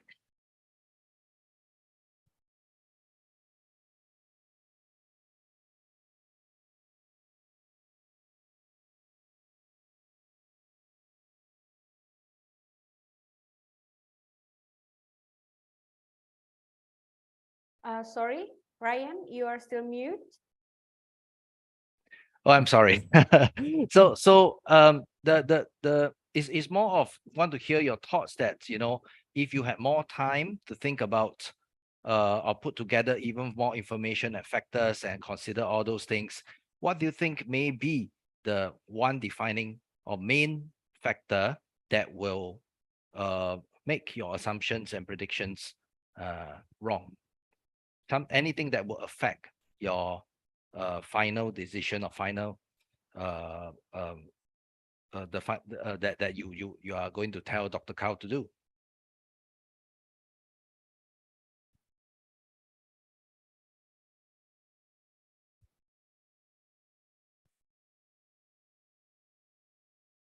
Is there anything? Okay, I would like to answer. So, of course, we cannot fully predict anything with 100% confidence because we are not some kind of God or from or seer gitu kan. But we can use the data from client customer to at least forecast or project some information. However, those data might not prove to be close to the actual or real value because we might lack data from the client. The data is wrong. There is some human error during the calculation, and also the industry might change. There might be some kind of change, like we have all know the COVID-19 pandemic, right? We can never project that kind of thing before. So that kind of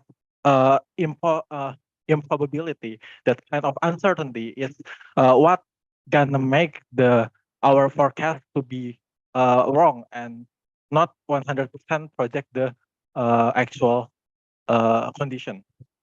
Great, thank you very much. I think I'll pass the floor back to Sir Wan. He's back.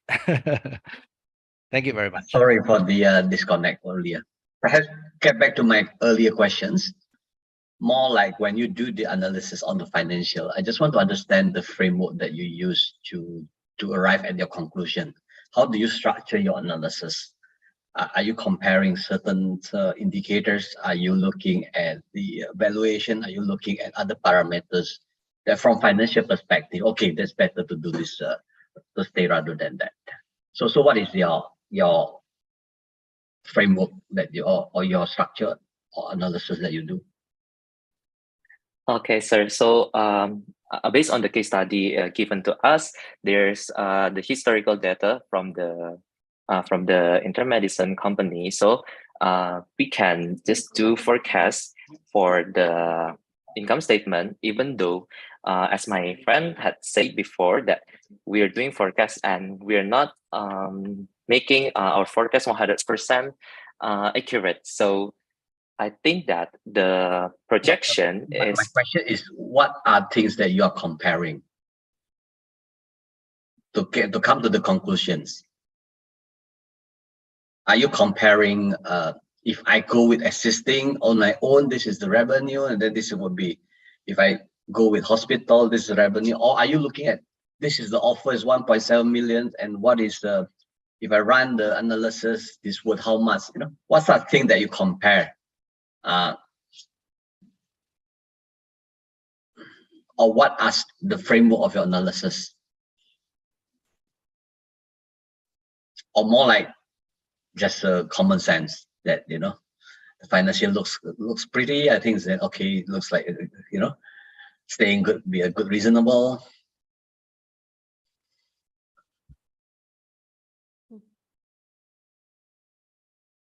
Okay, so we find the projection from the current income statement from the data that have been provided, and then we do the projection by projecting from the numbers we generate, and then we calculate, and then we manage to arrive at the numbers in which if the proposed recommendation is taken, then the income statement will look like that. Okay. So what is your conclusion? You recommend him to stay, right? No, we recommend, yeah, to go with the hospital. Yes, that's correct. Okay, so if your projections increase by 10%, will you still stay with your recommendation? From the profit side only? Yeah, from the net profit. But we have various other considerations other than just the profit. No, I think let's take aside non-financial. Just talk about financial perspective. Okay. Would you consider? it would be considerable, but I think there would Okay, we would let me need more put another data. case. Sure. If the model projected that will go by another 20% in terms of net profit compared to base case, would you still consider? No. 30%?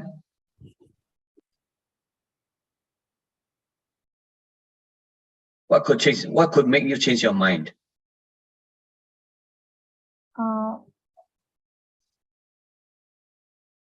Okay, anyways, Okay, thank you. Okay, very sir. much. All right. Serious. Okay. Thank you, Okay. Time is up.